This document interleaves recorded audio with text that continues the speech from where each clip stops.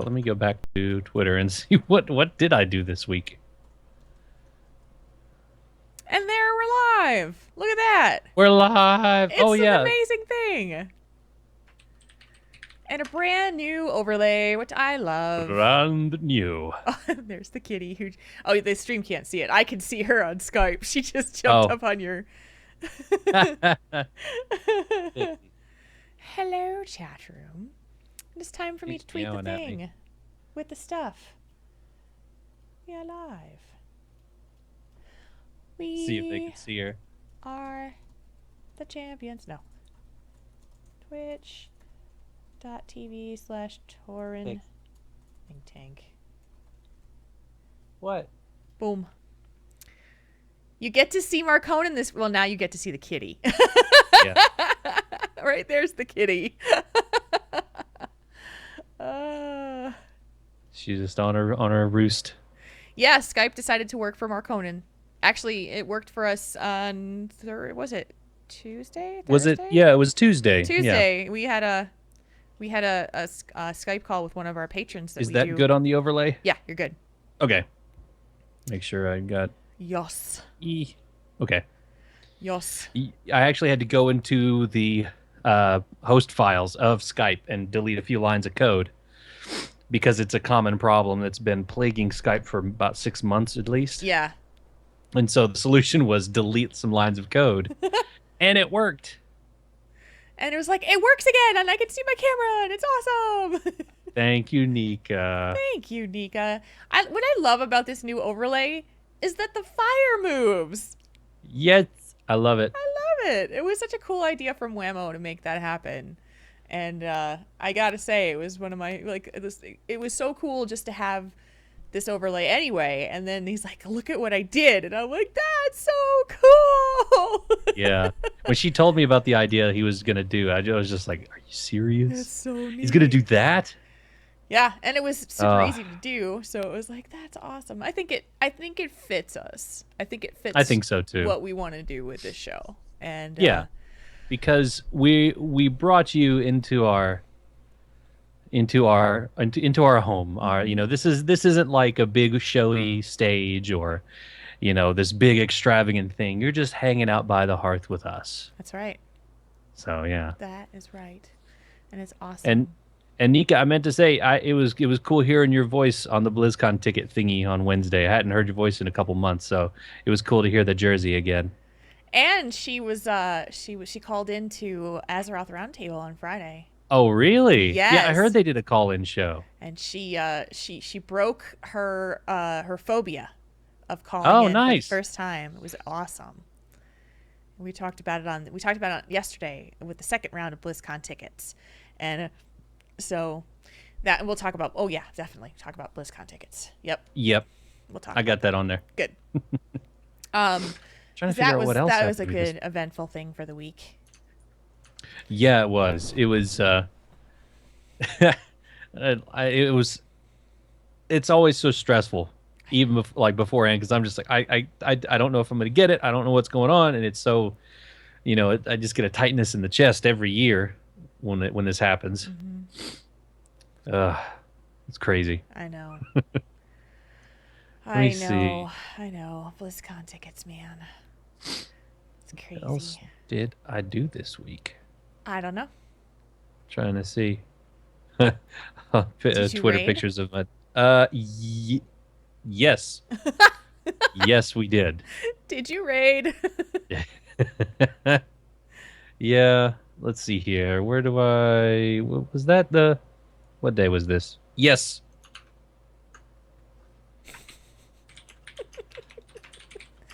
It's like, did I not? I don't know. All right. There's that. And then... did something else. We'll talk about it on the show too, Tasia. Yeah. But seriously, I have known people every single year who are getting rid of tickets at the very last minute. And definitely. I've talked to like dozens of people who have bought extra tickets, were planning on selling them to somebody. That person had to back out. Then they're stuck with them. It happens. It does. And so It's more about just planning to go. Yeah, because I mean, really the only thing, I mean, there's a lot for you to do outside. I mean, there's so many things nearby, and you can also hang out with everybody in the evenings. Hmm. And I mean, heck, if you went and you didn't get a ticket, at least you could buy the virtual ticket and hang out and watch the virtual because you'll be right there. I know it sucks because you're just right outside, but one of the places that is lfblizzcon.com. I know right now I don't think there are any tickets up because everybody's needing them because it's so new. Yeah. But in the months to come, especially before July 15th, because that's the date that you can change your name. So up until that point, people are probably not going to be they may start handing them out or wanting to sell them off. Hmm. Um, but even after July 15th, as long as that person is going, they can walk up with you and say, "Hey, this extra ticket, I need you to give to this guy." The And thing they'll be too, like, "Oh, like okay, there there you was a go." year where I had sold a ticket to someone and then they couldn't go, and so Yeah. they gave the ticket back to me, and gave me the money back, and I was able to sell it to someone else, but it was past the date you could change the name. So what I Hmm. did is I picked up the ticket. That person was there. We found a common place to meet. I just handed them the badge. It doesn't matter what name is on it. Yeah, it really doesn't. It's only for your own personal preference if you want your name on it. Like I like to have my name on it because they'll have my name and Marconin on there, and it's cool. Yeah, But even if not, I mean, you can walk in with anybody's badge. So if somebody's done for the day, or they came with their wife and their wife just doesn't want to go anymore, or someone just wanted to kind of see it and now they're done, then you can just borrow that person's badge and just walk in because exactly. they're going to check IDs. I mean, they're just going to make sure you have one. That's all. Exactly. So, yeah, they're just gonna see that you're wearing a badge and scan it as you walk in. That's what it is. So, Yeah. yeah, Oh, they don't even scan it. They just look at it. I know. It's like you They're have a just like, badge. Okay. yeah, okay, you're good. You got okay, you're good. There Yeah. you go ahead. And then by like towards the evening on Saturday, they're just like, that is whatever. By It's only this got like point, an. yeah, just go You've in. already missed it all. So I mean, you're coming in now. You're just gonna look in and go, oh, pretty, and then leave. Pretty stuff. Ooh. Yeah, all the cool We statues. did a lot of stuff on Saturday night though. Yeah. We Oh walked yeah. around, played Overwatch, did yeah, it was Yeah. I cool. got in there again, and I didn't. Oh, I got to play League of Explorers too for Hearthstone. There was no wait on Yeah. Saturday afternoon for that, so I just walked in and played it. I was like, oh, that's cool. Oh, I have thank you. Oh yeah, yeah, yeah. Yeah. Yeah, yeah, yeah. Yeah, I have to remember that. Thank you. That reminded me too. Yeah, I saw you in there earlier today when oh no, yesterday when I texted you about what it's going to happen Thursday. Yeah. The thing with prize as like I've got the slot for Thursday and I'm so happy. I was on Skype with Pat at the time. He was watching me play Hearthstone, and got your text message, start laughing. He goes, "What?" And I said, "Prize, you're going to hang out with Prize." And I'm like, he's like, "Of course it's Prize. Like, who else would it be?" Yeah. Well, because there's this other guy that I had added to BattleNet months ago and they were going to sell it to me for 300K. And I was like, "Okay, cool." And he's like, "Yeah, just let us know after the new year." And they kind of stopped doing it, I think. But I think now that I think about it, it's probably the same guild. Because then I looked on the official forums, and the guy was like, "Yeah, you can contact me or these other battle tags." The middle one was Prize, and I was like, "I'll talk to Prize." I And know sure enough, Prize. He's my yeah, boy. I was like, "I know Prize," and he was like, "Yeah, we usually ask for half up front, but I know you're good for it." He's like, "You can just pay me on Thursday." I'm like, "Awesome, Aw, that's great. yes." So I will have a new thing to talk about next week. It's Thursday. Easy. You're doing it Thursday. Yes. Okay. I'm thinking of taking my Gnome Death Knight so I could possibly roll and get the Black Hand, the two-handed, get the Black Hand, his actual mace. Either that or Ooh. take the Paladin. I don't know which one I'd take, like a Gnome Death Knight with the Black Hand. It's just like, oh. I should start testing sounds. Let's make sure you can hear this. Call your mother. Call your mother. Yep. Yes. I really want to get, I really want to get Uther saying, "Well played." We can do that. 'Cause I love that. I love how he did that on his show. Has it, when we're Well doing met, you mean? a well met. It's Yeah, well not well met. met. I can ask Yeah, John well to met. get that from him. He actually sent Well me. met. He sent me the music that he uses for me and for Jocelyn. The songs that he plays for us. Do you know what Oh those yeah. are? I don't. I have not. I don't think I've heard them all the way through. Here. Like I heard a little bit of the Jocelyn one night. Well, these are the sounders that he made. Oh, okay. Hang on, let me pull them in. I have to download them first. Hang on just a second. It's okay. I thought about getting a. Well, I need to get a soundboard app for my computer so I can start doing soundboard stuff. Maybe once I get the second monitor in, that'll help because I can kind of do two things at once. That would be cool. Welcome, Detailed Bear. This is the Jocelyn sounder.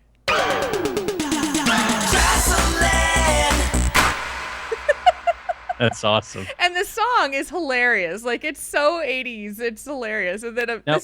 this isn't the Jules song, but this is the one that he plays for me as a sounder. What you want? Your life for your Jules, Jules, Jules, Jules. Oh, That's boy. my friend. That's our friend John Hortzman from Well Played at Kick Tripod on Twitter. You got to check out his podcast. Oh, hi, Pixie. Yo, sweetie. You want to say hi? She wasn't very happy about that. Oh, Nika, the command is the exclamation point and then moo. And then you can get it. So any of those commands, you just put an exclamation point in front of it. And then you can do that. So that is those are the number of ones that we have in there. And these again are the commands. Hang on a second. There they are. Oh. And you can do exclamation point commands. And you can see them all. There you go.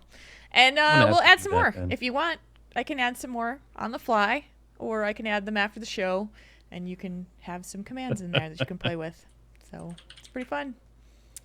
I like that. I had that written as call your mother, but it looked really weird when I wrote it out. So I said, I'll go with call your mother. Call your mother.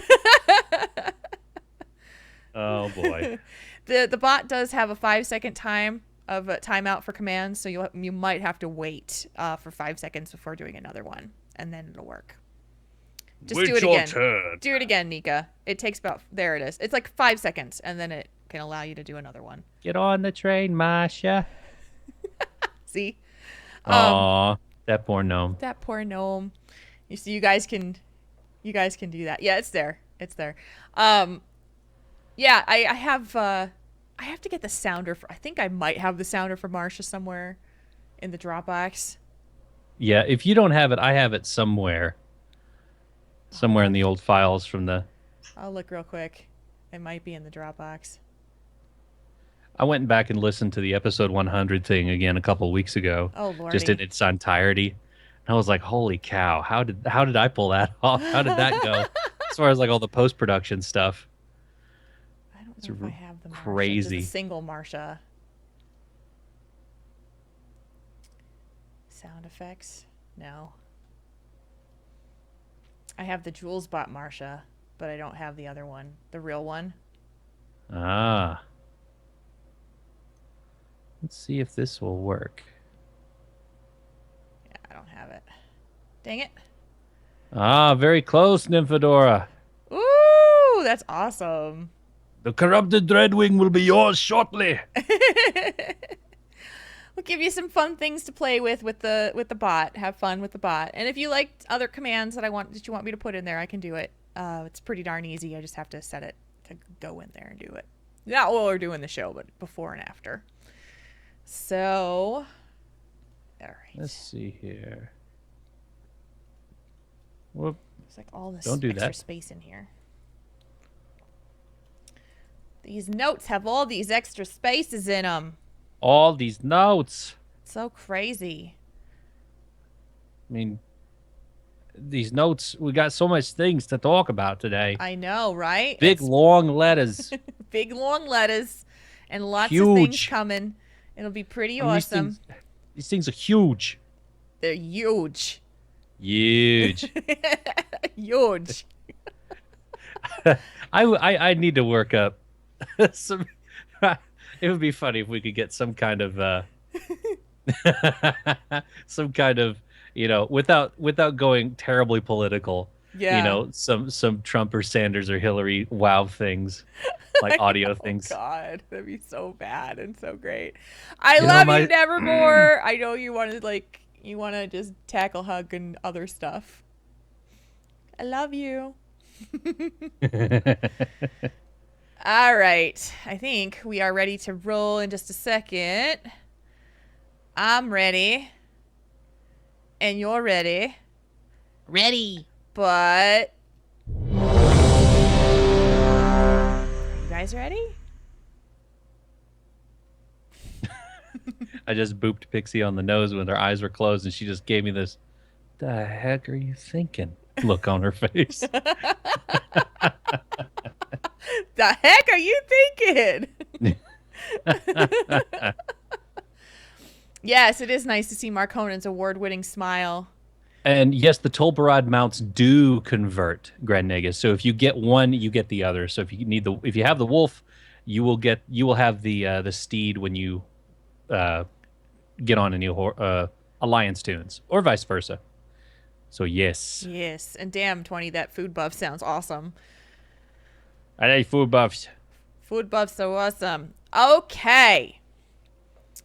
Let's do a show, shall we? Let's do it. Okay. I think we should. We're gonna do a show in 3, 2, 1.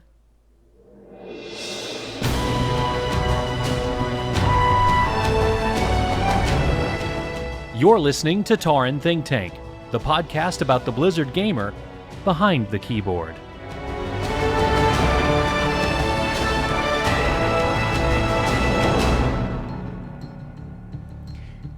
It's episode 185 of Tauren Think Tank. That's right. This is the podcast about the gamer behind the keyboard.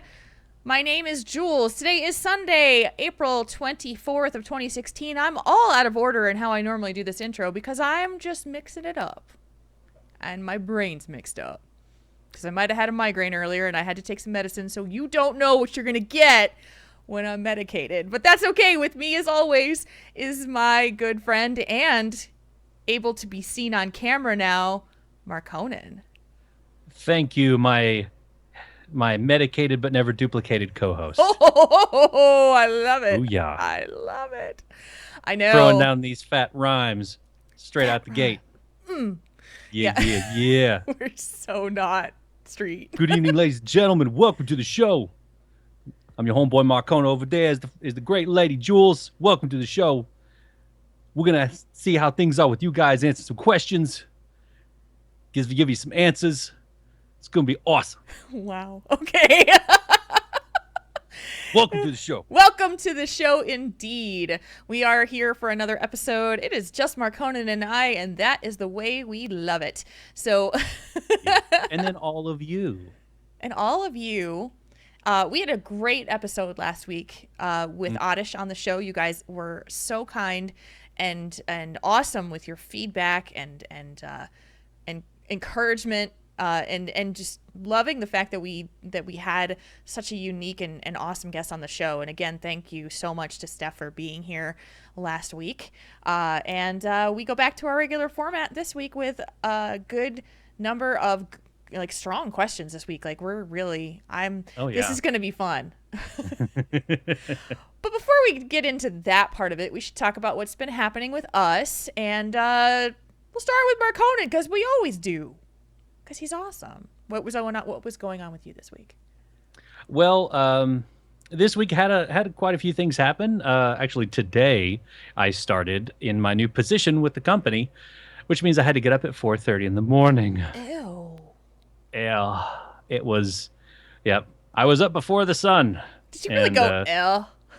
L. You did. You did. L. That is my favorite emote ever, by the way. L. Sorry, I didn't mean to derail you. It was just like you caught me. So early. L. Oh. So you guys can't see it, especially if you're not watching the video, but my cat Pixie is right behind the microphone just off camera, and when I did that she just gave me the weirdest look. Like she's just like, "Dad? Is that really you?" Ew. Ew. She did it again. She doesn't like that Anyway, sound. so I got up early, went down, and it was pretty much like on Sunday mornings. It's all about getting the store ready for the week's worth of pricing, and which is essentially what I did this morning. Uh, and so I did about half the store by myself. It was fun. But the best part about that is I get there at 6, clock in, and then I blinked twice, and it was noon. And I'm not talking about the mage ability blink now. Not talking about the mage ability blink. Like it was the whole morning just sped by, and there was almost time to. They were like, "Yeah, you're almost like I." It was about time for me to leave, and I hadn't taken a lunch, so I Oh had to. Oh, boy. Fred, I need to take a lunch real quick. And so it went really well, and got things set up for the rest of the week. They're happy to have me. I'm happy to have employment, so it's a win-win for both of us. So it was good, and yeah. So I started the new gig. We'll see how that goes this week. Um, I put in, and that this will segue because as soon as I clocked in, now that I have a new position, I can ask off for days and times for later in the year. And doing so, I asked off for BlizzCon because I got a ticket this week. Yes. So, Yay.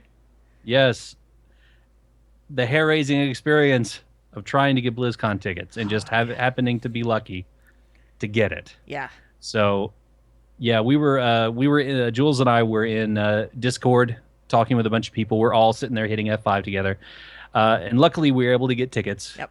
Both of us and were. help some people out to get theirs. So we're good to go.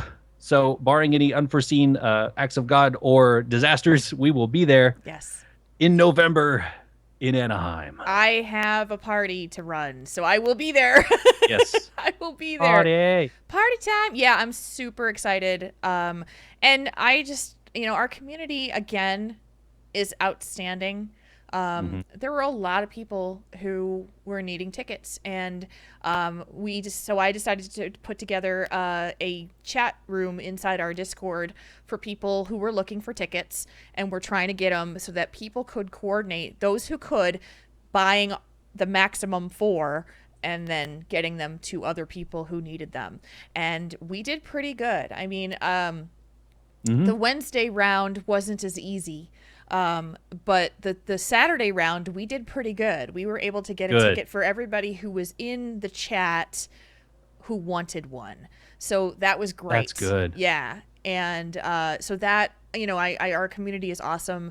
And just, another shout out to how cool they are because, people just trading through PayPal and making sure that people got payment right away and tickets got transferred. And so, but it's nerve-wracking. It really is. Yeah. And as early on as it is right now, for those of you that still want a ticket but didn't get one, just be on the lookout because a lot of the people, I know it's kind of disheartening to look at eBay now and seeing how expensive they are, because that's dumb. But as the months go along, people's lives will change. Events will happen. People will not be able to go, and they want to offload the tickets. And a good resource for that is lfblizzcon.com, like looking for blizzcon.com. Yeah. That's a place that was set up to bring people together that needed tickets, that wanted tickets, that need roommates, and that need to have roommates as well. It's a good way for you to kind of get it, and they only want you to sell it at face value. That's the only price that they're allowing it to be kind of done. Yes, through and the they will website ban at. anybody who tries to overcharge. Yeah. Exactly. So this is just it's kind of like a service to whoever wants a ticket, whoever needs to get rid of a ticket. Boom, there you go. A way to kind of bring people together for that. So definitely keep an eye out on that as things happen. Keep an eye out on Twitter, stuff like that, because things happen. I mean, heck, a couple of people didn't get their tickets till a week before BlizzCon last year, or even later. Yeah. It's kind of like show up and hope there's one extra. And I will tell you this, every single year that we have been there, there has been somebody that I've known, and more than one person, who had extra tickets that they didn't sell and couldn't find a buyer for because the last minute someone needed to cancel. And they had someone lined up and they couldn't come through for them. So if you are thinking about going but you don't have a ticket, please, please, please make the plans to go. Get a hotel room. Yes. when it gets closer, make your flight plans, go. Because I can tell you, especially within our community, there will be people who will have extra tickets that they need to get rid of. Hmm. So, Yeah, yeah. we're one way or another you can get in there. Mm-hmm. Just be there because I mean, heck, even if you didn't, then there's still plenty of stuff to do. We're gonna have the well played party. Yep. I mean, there's gonna be so many events outside of the convention center to do. The food trucks there are half the reason to go. The food there is great too. And So the Con yeah, Before the Storm party on Con Thursday. Before the Storm. Yes. There's so much stuff that's going on during the week. I know most likely there will be groups gathering to watch the virtual ticket together.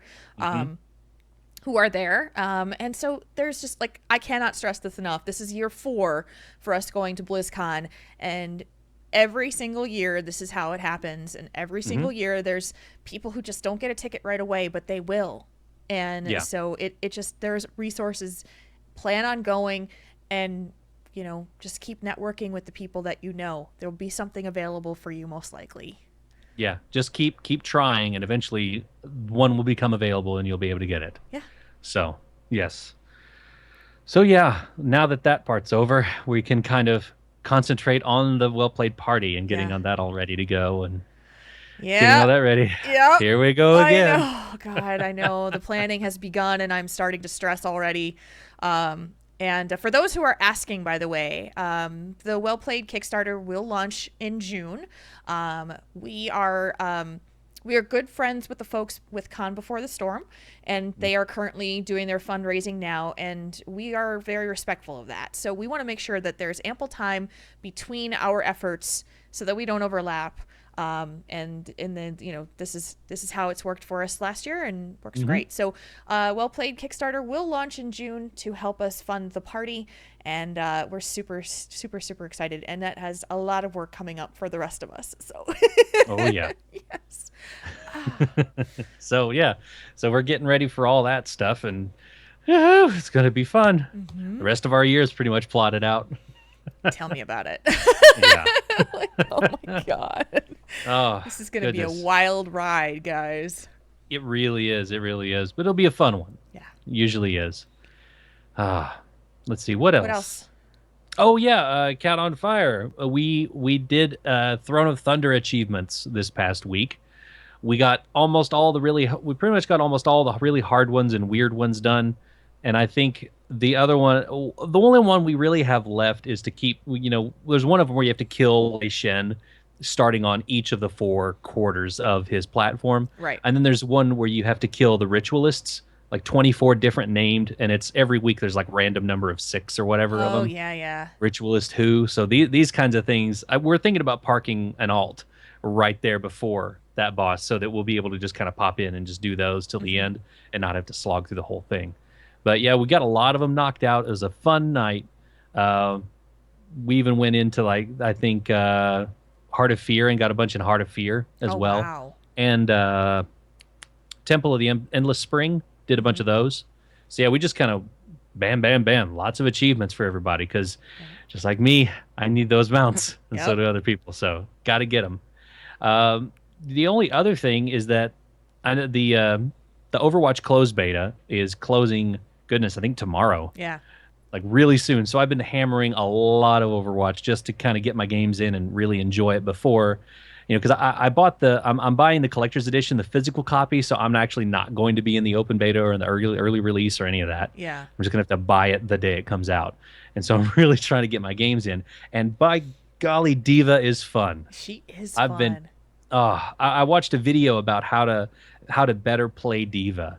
And so I've been just going in there and just pestering everybody because they're like, yeah, don't use her as a giant, bomb to blow up everybody. You just use her as like a way to deflect people of where you want to go. Yep. And just kind of really pin people. And I didn't realize that when she thrusters forward, she can knock people back. Yeah. And I've been knocking people off the map. It's so much fun. So much fun. Just like bang. And I've got the voice line where she giggles and says GG. So when I knock them off the thing, I hit the emote GG and then fly around. So I was like, yes. That's I can't awesome. wait to play more of her. So yeah, that's really the only other big thing that's been going on with me this week. Good. So while I've been experimenting with different avenues of Overwatch, Jules, I hear you've been exploring a game, one of our Blizzard games that you hadn't played much in a while. Yeah, I What's that actually about? picked up Hearthstone again, or at least just to get ready for. It felt like now with the new expansion coming out and the standard and wild formats, it kind of felt like there would be an easier way for someone who has not played since before the first expansion would be able to get in. And so I was like, I'm talking to my friend John from the Well Met podcast, and I just said, well, how do I get started? He's like, well, look at your deck and see what you've got. And I had actually a lot of the basic cards. I hadn't unlocked all of the class cards, but I had a lot of the basic cards. And so I was like, oh, that's good. And so I started playing through the League of Explorers expansion this week to start to unlock those cards.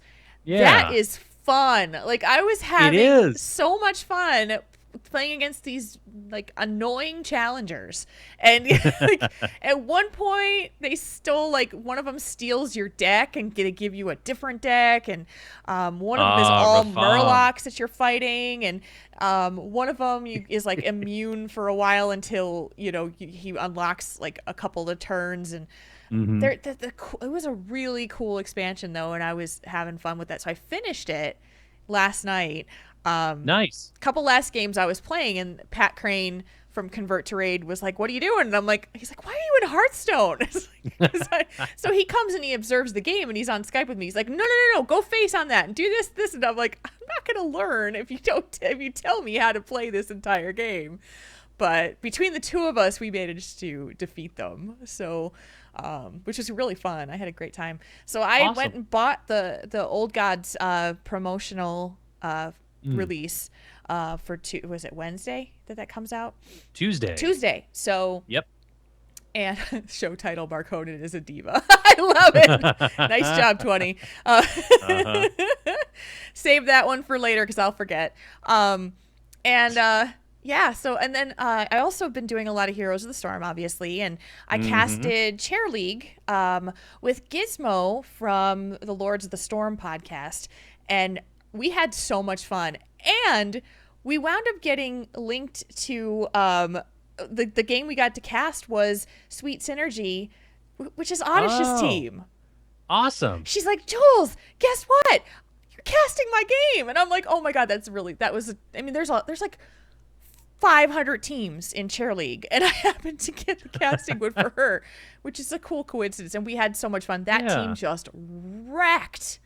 They wrecked. It was so much fun to watch them. They picked Brightwing and Lily together on a team, and just how did that work? Wrecked. It was awesome. Oh wow. So tons and tons of fun for me there. I talked about Hearthstone, and we had drinking and swearing on Friday, which was a lot of fun.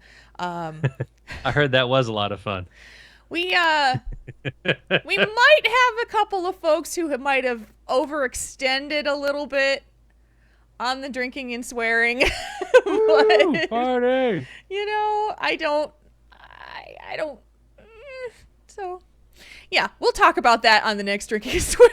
Actually, it's become a ton of fun, but there's been a couple of times where people might have drank a little bit too much, so we might be instituting a couple of rules into drinking and swearing just to make it a little bit more fun for everybody. So you've heard of an X number of drink minimum.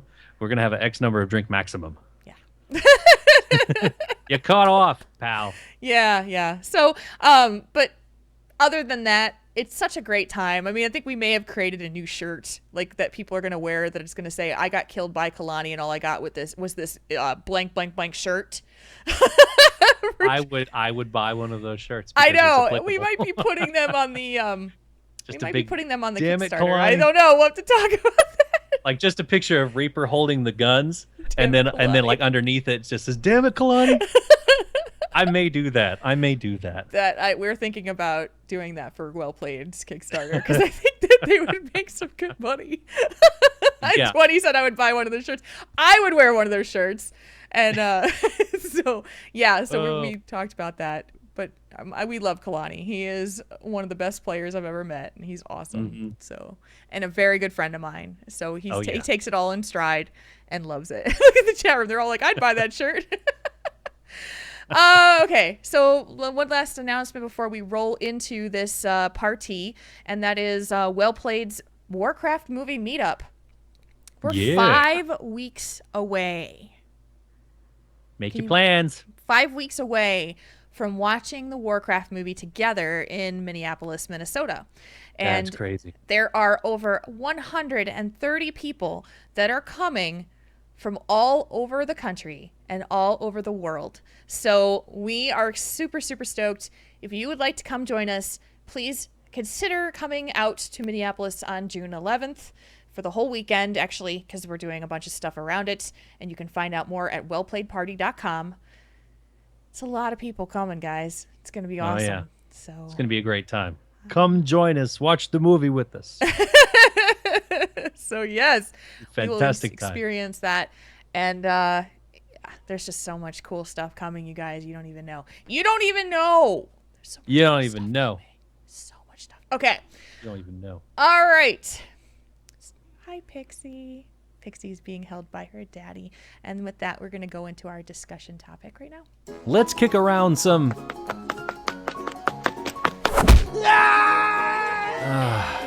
ideas, not gnomes. Ouch. Ouch. Okay, we've got a bit of a long letter for this discussion, but I think it's relevant because it explains a lot, and it's a question we have not had before. Dear Jules and Marconin, I've been chewing over the concept of online community a bunch lately. After reading several of the internet dust-ups over the past few weeks in various communities, not just the gaming ones, it occurred to me that the internet provides a unique forum where we no longer have to tolerate anyone. Just some quick background. I live in a co-housing development. It's another iteration on intentional living, where everyone still owns their own property, but funds are pooled to accomplish larger community projects such as urban garden vegetables or vegetable gardens, carports, and common meals. There's a lot of diversity. The youngest in utero, the oldest in her mid-70s. Whites and people of color, six-figure incomes and 40B housing, able-bodied and wheelchair-bound, public schoolers and homeschoolers and unschoolers, Republicans, anarchists, Democrats, Greens, monogamy, polyamory, gay, straight, bi, transgender. We pretty much run the gamut. And still, there is one thing we all have in common. We have made a commitment to living in community. This stands in stark contrast to what I'm seeing happening on all sides of various internet social scenes. Because really, exile and shunning has never been easier than in the age of the World Wide Web. Don't like someone's politics? Fine, smear them. If that won't stick, grab your ball and go home. There can be a very one-dimensional tendency in a lot of internet interactions. Once that common thing fades, there's very little to keep folks in communication. We succumb to the insidious luxury of fragmentation. We no longer have to learn to get along because we can always divide ourselves into smaller and smaller subsets of people who are just like us. But doesn't that get boring after a while? When you're in community, especially if you live in proximity to someone, it necessitates a different sort of behavior. The threat, I know where you live, well, it becomes pretty meaningless. You want to flounce? Okay, but you're going to have to sell your house first. Proximity raises the stakes. Not everyone is going to be a bosom companion, but they're going to be able to sit in a meeting together and pass the budget when it's time. From what I've witnessed of the various internet scenes over the past 15 years, it's a rare thing to actually build communities online. I'm happy to note that Tauren Think Tank and CTR as oases for places where people come together to support each other through good and bad in real-world, tangible ways. My co-housing community isn't perfect, and that lifestyle isn't for everyone. What we do have in our favor is that we're willing to struggle. We have skin in the game. We're willing to work to get along with people who are fundamentally different from ourselves because we know our diversity is, in fact, our greatest strength. Community-minded gamers could stand to learn quite a bit from this attitude. As one fellow put it, some days I want to kill my neighbors, but I wouldn't want to live anywhere else. Can the same be said of so many online scenes? You guys rock. As always, keep it up. From Mochteld. That's very cool, Mocktail. Thanks for sharing the not only this topic, but also the situation that you're living in like this. This is pretty interesting. Yeah, I've had the opportunity to talk to her at length about her housing community Hmm. and the way that and it's fascinating Yeah. because most of us would not have that experience in our lives. I don't even know who my neighbors are. Yeah. Neither do I. And I see them. I'm actually surprised with that too, you saying that, because I would think, my impression is those who live in the South are tending to be a little bit more friendly and inclusive in their communities as well. Well, I don't know if it's just in my situation, but there's like an empty house on one side, and then people just moved in next to us. I mean, we're friendly, of course, but Right.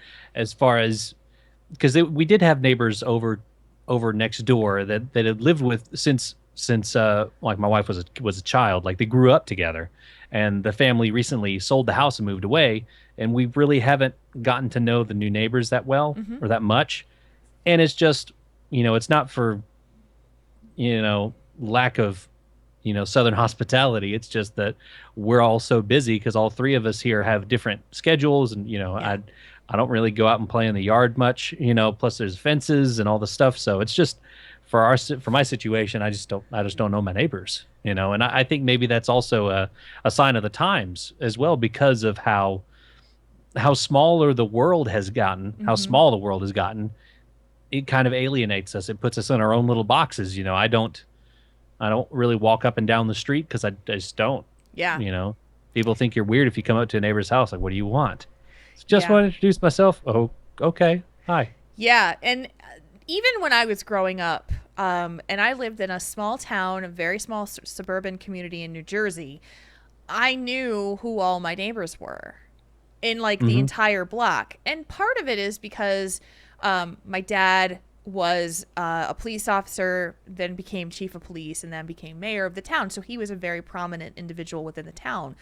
Yeah. But even then, I mean, it was such a small community of like when you're going to school, you knew where your friends lived, and then you met their parents, and our parents met, and we knew each other. And it's a very different time now. Now, I will argue that I've never felt more in connection with people because of the internet. Hmm. The problem is that they can drift into your life and out of your life so fast. Yeah. And as Mocktail very well said, you don't have any skin in the game necessarily. If a friendship doesn't cut it, then you can just unfriend them, block Well, them, yeah. remove Just them from your phone.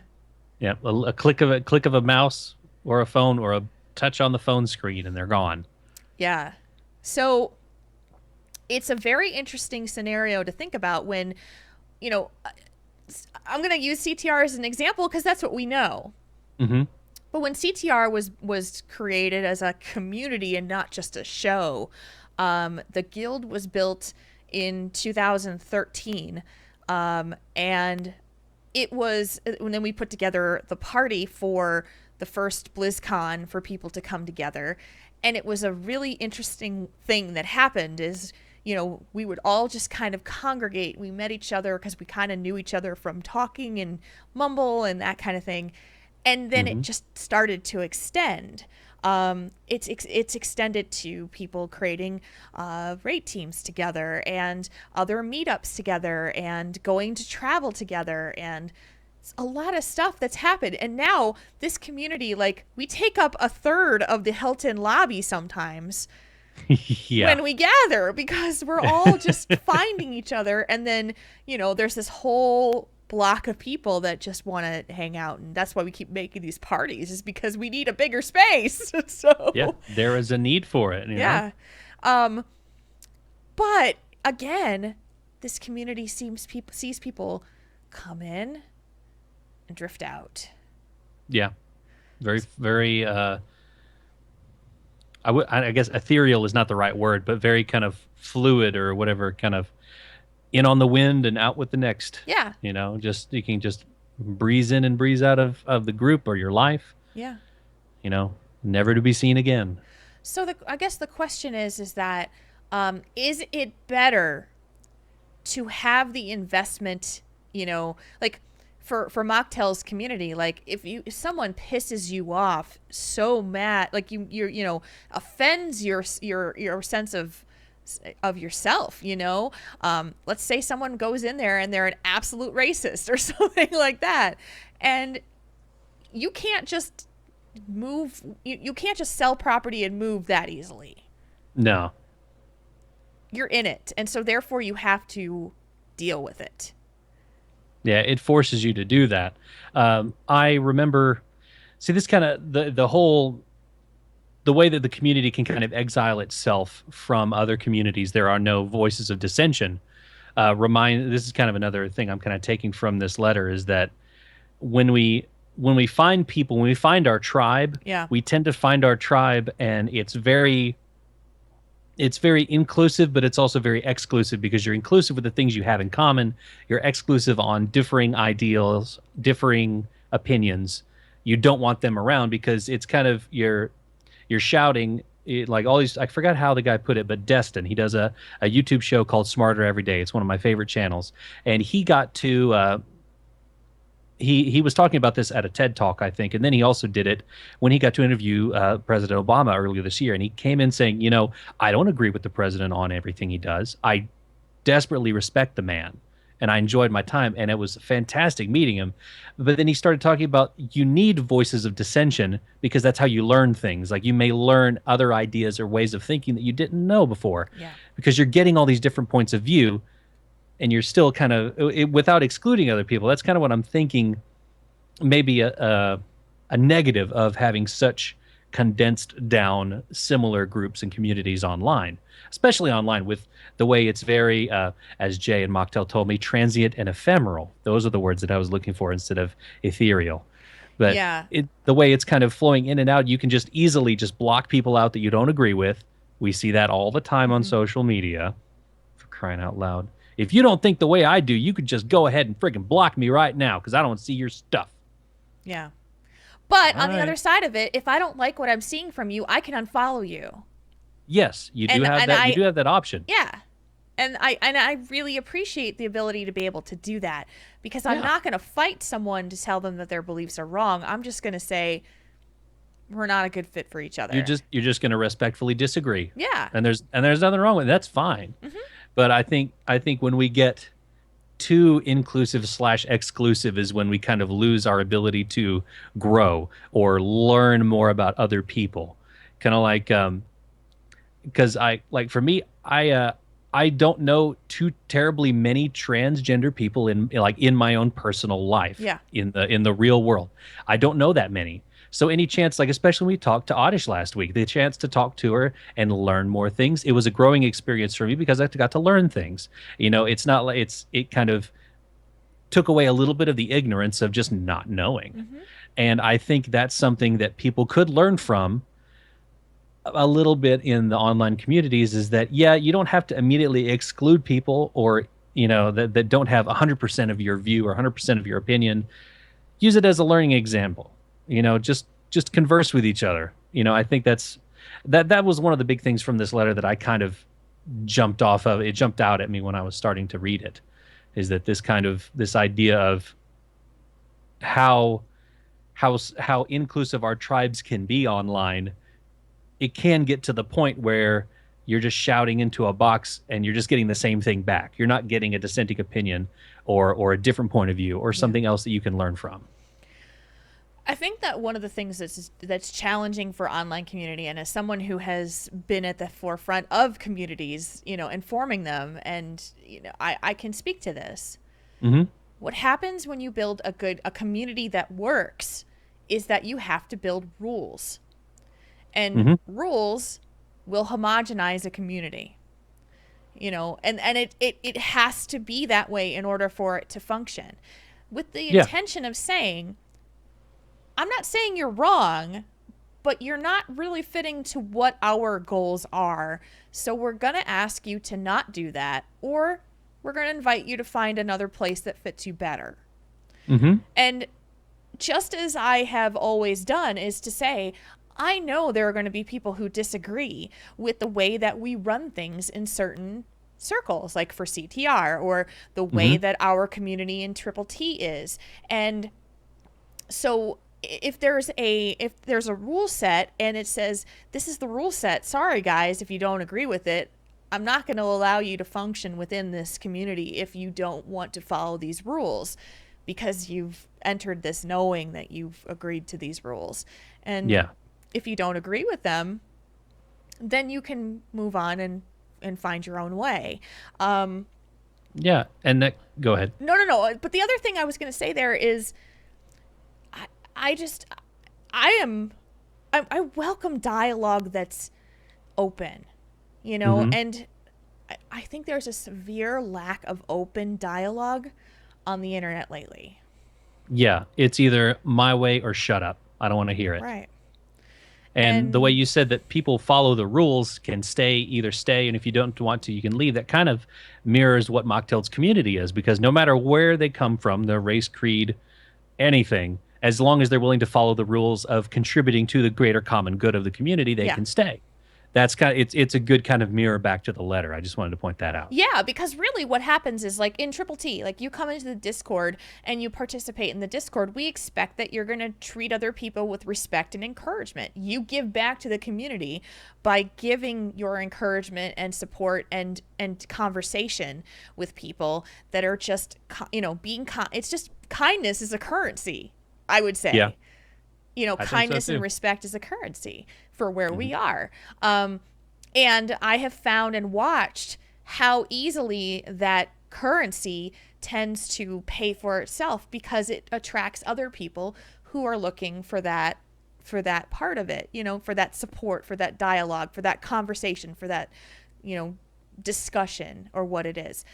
And but then when you've got that rare dissenting opinion that comes in and says, WTF is this shiz, and it's like, guys, I'm sorry. You can ask and we'll be kind to you, but if you don't agree with it, that's okay. It just don't bring other people down in that process, just because they are they're happy where they are.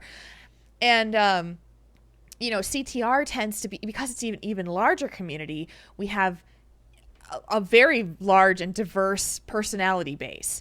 And some people rub each other the wrong way, and some people don't like each other. And that's fine. As long as they're being respectful and following the rules of the whole, maybe you're not going to agree with everybody with the discussions that you have. Yeah. It's kind of like if you don't like somebody that you're in the raid team with, but you're both committed to getting the boss down. You can kind of shelve your personal feelings. Yeah, you may not want to heal him. Yeah, you may not want to take threat off of the guy. Yeah, you may not want to CC the thing that's chasing the other person around that you don't like. But for the good of getting the boss dead and getting the loots and the badges or whatever, then just power through it, because it's for the common good. Either that or leave the team, one of the two. Yeah. And that's kind of, is like, are you willing to commit to the common goal enough to set aside the differences that you have, to just shelve those for the time being? That's kind of the same kind of idea with it. I've been on raid teams with people who drove me absolutely up a wall. Yeah, me too. Personality wise, they, we were just exact opposites of, personality. And, but when it came to, it either comes to doing the common goal, performing the common goal, or, saying this isn't working for me anymore, or I hope this person leaves because they're not having a good time, But again, going back to the letter, it's about investment too, and time investment. The longer that we stay within these communities, though, the harder it is to leave them. Because then you've put in the time, you feel like you've invested the time, you feel like you've established relationships, you've gotten a situation where you feel like you belong somewhere, you found your tribe, you have your tribal colors, you have identified yourself as a member of this group, or and so then it becomes part of your identity. And when it's not part of your identity anymore, then you have to say, well, who am I really if I'm not a part of this group? Where is my home? Where is my tribe? Who are my people? And it happens a lot with WoW guilds. Yeah. It really does, and it can be so quick. If like the raid leader decides to just up and leave or disband the guild without because he got mad one day Yeah. or she didn't like the way things were going, then boom, you're just kicked out. You don't know where to go. Yeah. You just kind of find a new tribe. Yeah. Because I think it's easier to do so online. Yeah. It is easier, in a living in community situation. Again, it's a lot harder. You're going to have to remove and pick up and disrupt your entire life to remove yourself from that community. And it's you've all put in a tremendous amount of investment, time, money. It's not easy. And I'm not saying it's easy to like find a new guild or, go into that world or, become part of a global community of people that you feel belonging to. But it's a lot easier to come in and leave. So. Yeah. I mean, and when you go into like with Mocktail's situation, when you go into it, you've read the rules, you understand how it works, and you're willing to put down roots. You're willing to tough it out because this is what you want. You signed up for it. And with a lot of the guilds, it's as easy as like, hey, you want to join my guild? Yeah, I'll do it. Okay. You want to Easy as leave that. the guild? Okay, I'm just going to, Okay. /G quit and G I'm quit. done. Yeah, exactly. It's still as easy to leave guilds like CTR, but it's harder to get in because you actually have to put in some thought. Fill out the application, read the rules. And if you don't follow the rules, we'll remind you like, hey, you signed that you said and acknowledged that you read the rules and you understand them. Now, is this something we have to go over again? When we have people that break the rules in game or on the forums or everything, But that, okay, let's run with that for a second. Because let's Sure. say, like, now CTR, again, 2013. People had been playing WoW since 2006. So a lot of people had established their guilds, their characters on other servers, had a bunch of alts, and they made an investment to move a lot of characters. I mean, I wish we had a dollar amount for the amount that Blizzard made out of the transfers that were happening to CTR, and I'm not kidding. Like it was. No, they easily got a C note out of me at least. Yeah, and so again, now you're talking more investment, right? People who are bringing 3, 4, 5, 10 tunes over from their old server to this new community that was built, that had been built. And so now if that doesn't fit for you anymore, then all of a sudden now you're feeling like you've got, is this really working for me, or am I willing to stick it out, quote unquote, because I've put in the investment? Yeah, I mean, and that's a valid question you have to ask yourself because you took the time like me. I left. Granted, I was in a dead guild, and I only had one friend on the server, and she was taking a break from the game at that point. So I was pretty much by myself, and so it was like a no-brainer coming over.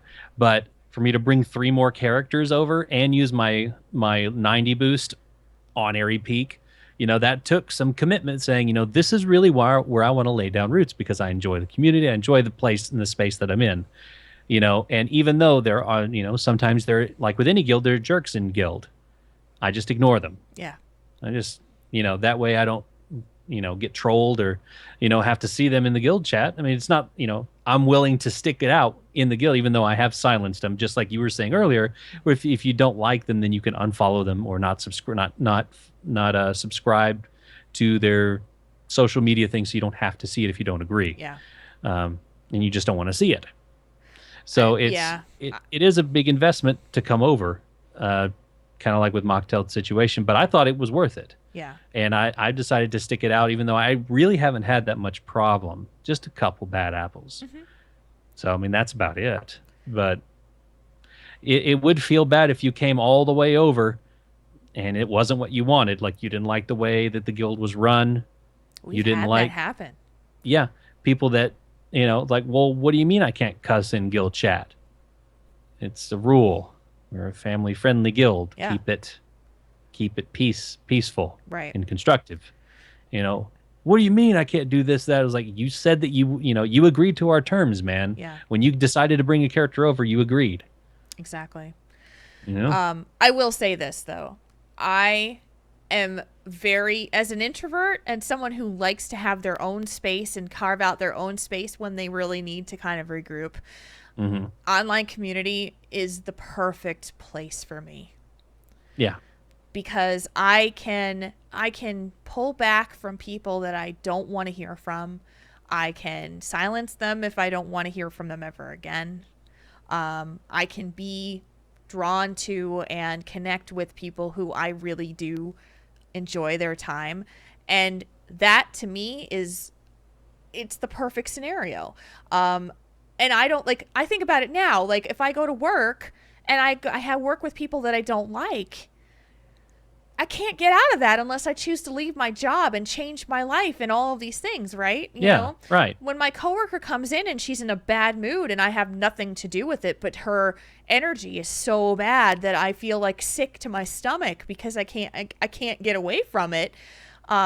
Which is the joys of being me sometimes, where you could pick up everybody's emotions in a room. Good Yep. Lord. My coworker was having a bad week, and it was like she was screaming at the top of her lungs, even though she wasn't, that she was having a bad day. And I'm like, Oh, well, you just get it like the out because you're driving me crazy. like a big flashy Las Vegas sign above her head. It was like I can't even see her. I have a 27-inch Mac at my workplace, and it's like it blocks my face for most of it where I'm looking out in the room.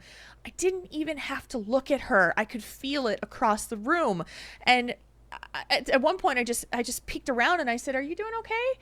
And she's like, "Yeah." And I have expected it to be like Beetlejuice, where the snakes come out of his head. It's like, rah!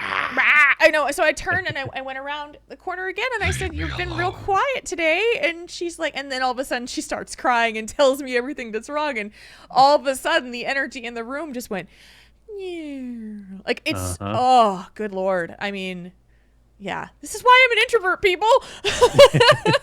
I pick up everybody's emotions. So, Uh, I really appreciate being able to do that in my own space and to not have to interact with people that I don't agree with or who upset me or, who push my buttons. So, Absolutely, yeah. I think is it's there's similar ideas going between the living community versus the online community. They're completely different, but they're also similar.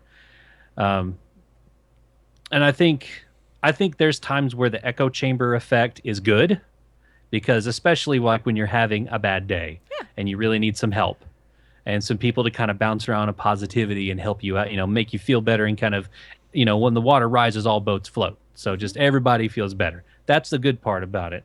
But it also has a downside when the echo chamber becomes too echoey. yeah. Like when we get like, especially with like the discussion topics that aren't that are prevalent all over the internet that in good company you don't discuss, to where your view is the only one, Yeah. and there is no room for talk. There is no explanation. There is no discussion, constructive, building up of a conversation or debate. And in that part, where you have the echoing chambers are kind of not ideal because you stagnate. Yeah. You don't grow. Facebook groups are like the Wild West with that. Yeah. I don't like them. I stay away from them. I don't interact with them.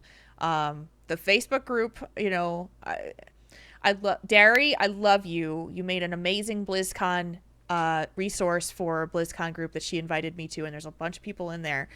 But some of those folks are some of the worst disaster thinkers. I mean, people like conspiracy theorists. It's horrible, and I can't read it. I'm like, I can't. Now, is read that this. just like a WoW group, or is it? It's a group of people. It's a Facebook group for BlizzCon. Oh, okay. Yeah. And so what it is just, it was all the talk about when will BlizzCon ticket go on sale? When will BlizzCon be? How does this site work for Universe? And then all the discussions that happen after those posts come in. And I just stopped reading them because it was just it was people infighting and jabbing at each other and making sarcastic comments and calling people names. And I'm like, that isn't, I want to be away from that. Like, that is not anything I want to have my hands in. So Yeah. Well, because it's not constructive. It serves no purpose really in the greater scheme of things. There is no you can't there's nothing to be gained from it. Yeah. And it's not the admin's fault. It's just this is No. what happens on Facebook. And so it's just somewhere I stay away from because, or just don't spend a lot of time reading it because it winds up becoming too stressful for me. So Yeah. I'd stay in the circles that I feel comfortable in, and that's me. It makes me feel good, so then I can Yeah. function every day and get my stuff done. So, Mm-hmm. wow, we could keep going with this forever, and we almost we did. really Like could. it's almost 9. Oh my god! This was a really good. This was a really good topic, Mocktail. Thank Yes. you for this. It gets the gears turning, and that's what we like. Yeah. Okay, so be prepared for a long show, guys, because the next one's gonna be. It's not easy to get through the next one either. So It doesn't get any easier from here, folks. here, let's go. The think tank question. Tauren between options. Let Triple T help you sort it out.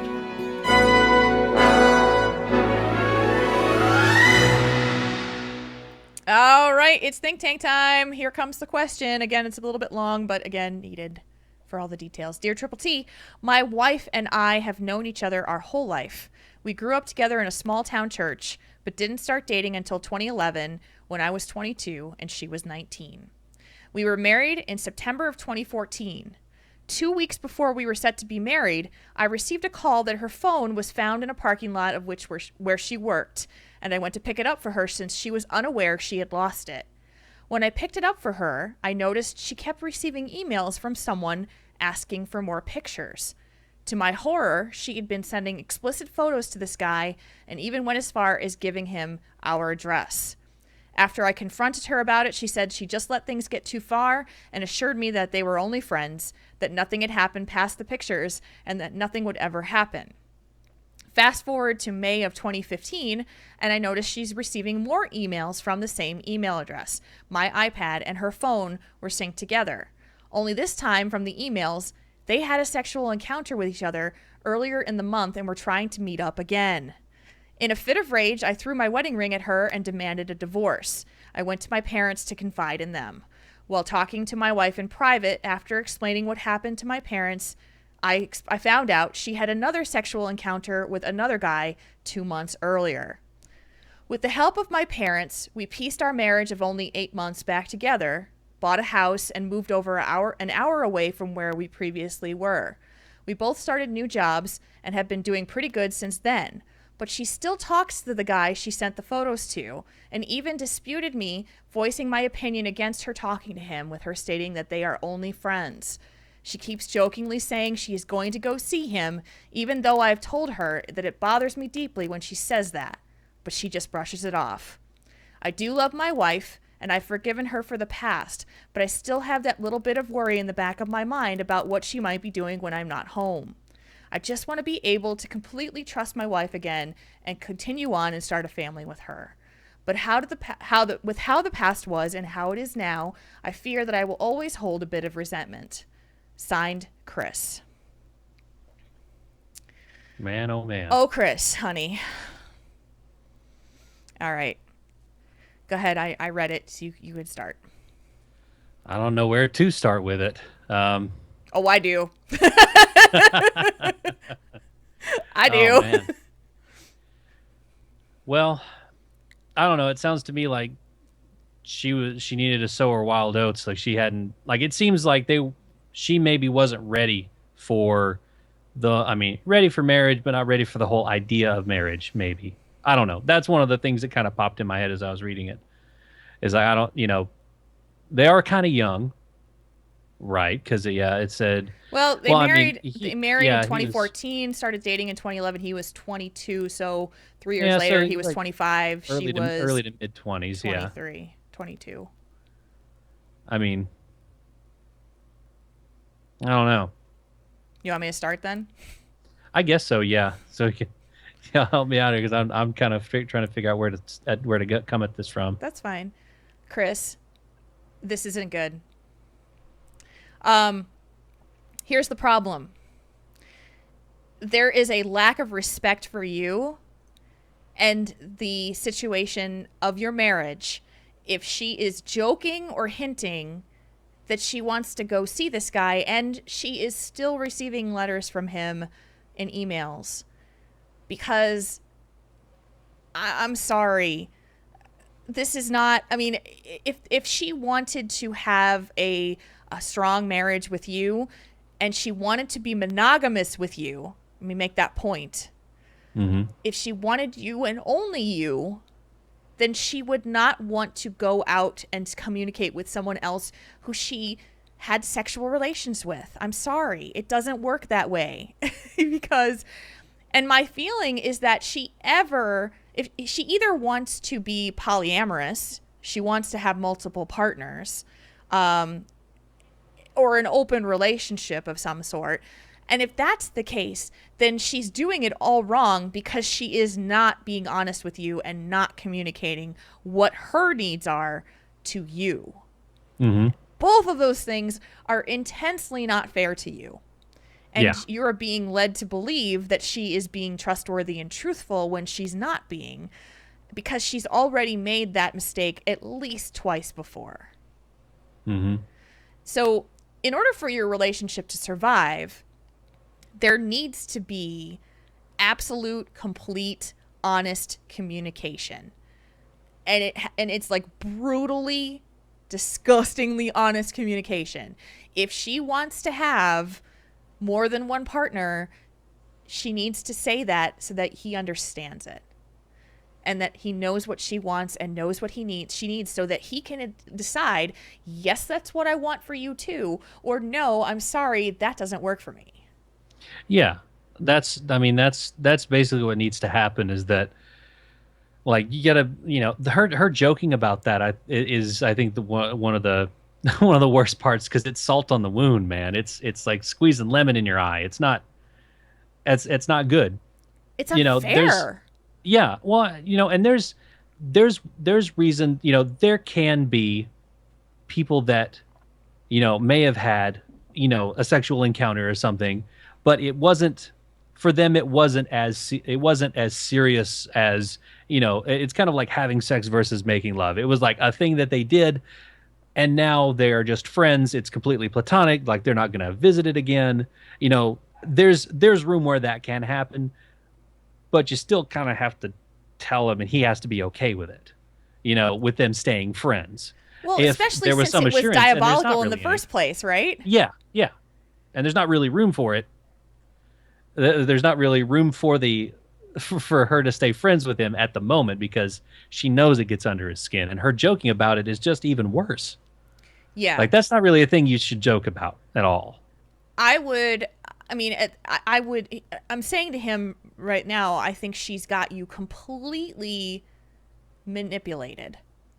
I really do. I feel like she's got you convinced of one thing where the truth lies a lot different than what she's telling you.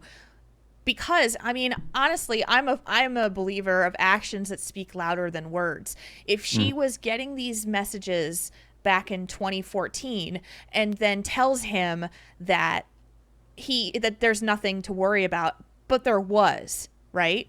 And that she didn't tell him the truth that time. She didn't tell him the truth the second time when there was somebody else that she was sleeping with, or that she had slept with.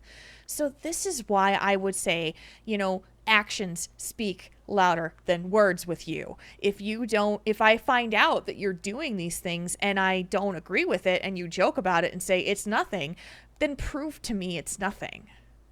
Yeah. Show me it's nothing. Can you do that? Yeah, that's really what needs to happen. I don't think she really understands where he's coming from completely.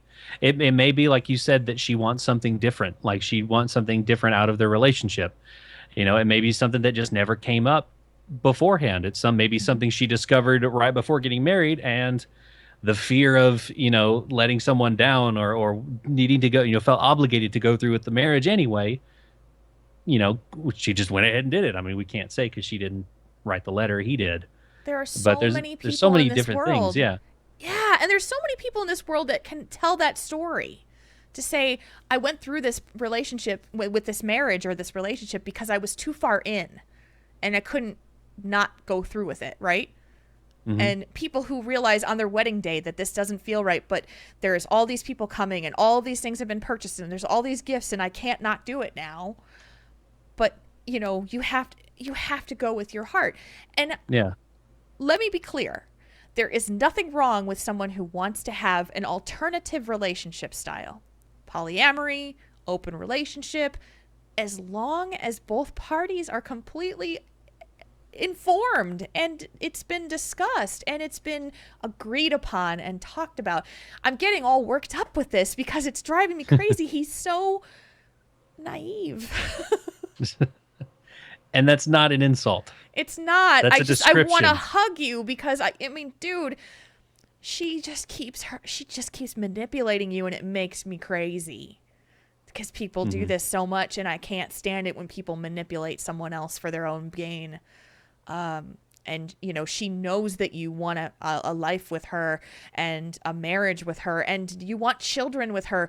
But let me tell you this, as someone who is going through a relationship that is almost over, children make it so much harder. And I'm so glad I don't have them. I mean, if you don't know for now if this relationship is stable, please do not plan on having children until you do. Please, Yeah. please. And there's going to be a lot of hard conversations that go between now and then if you want to get to that point, because you don't want to take a chance on it. Because my parents got a divorce when I was in middle school. I didn't like it. I mean, it worked out because I love my parents and that they're still friends with each other. They, you know, there's a million different ways it could have gone more south than it did, but I still didn't like it. Right. Yeah. 2 Christmases was cool and everything, but kind of missed having my folks home. Yeah. And so this is something you don't want to put your kids through. Yeah, You don't. absolutely. Believe me. It's not. And, you know, the other thing I will say too is that you are not obligated to give her what she wants if she is someone who is pursuing polyamory or open relationship, if that doesn't fit to what your needs are and that doesn't fit to what your beliefs are. I can't stress this enough. You can't just pretend to be something you're not to make someone else happy.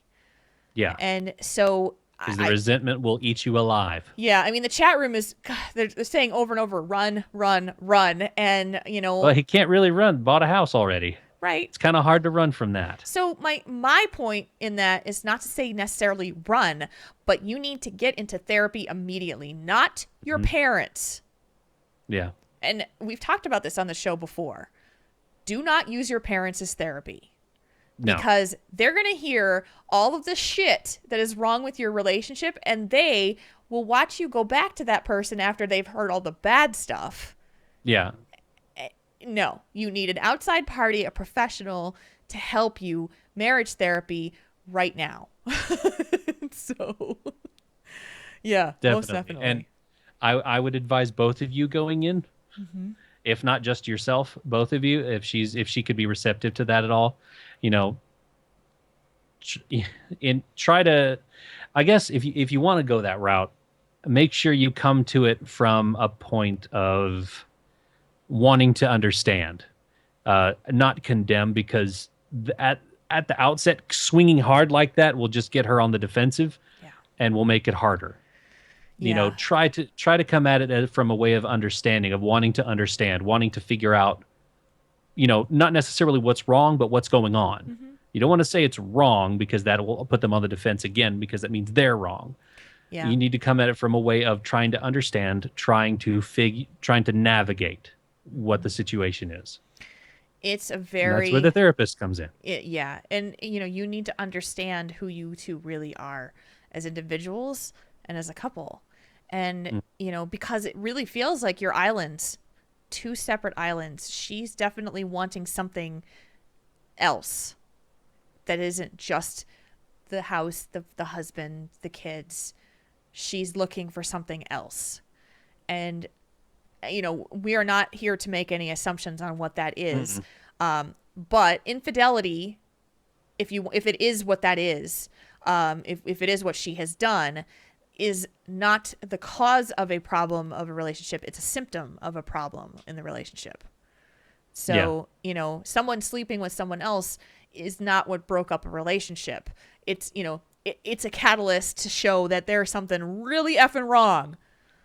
And, and when someone cheats, then there's a trust issue and all that, but it's not, that's not the main problem.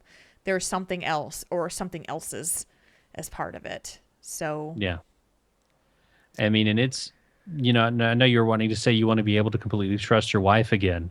That's going to take a lot of work, not just on your part. It's going to take a lot of work on her part, and she's got to be willing to put in the work too. yep.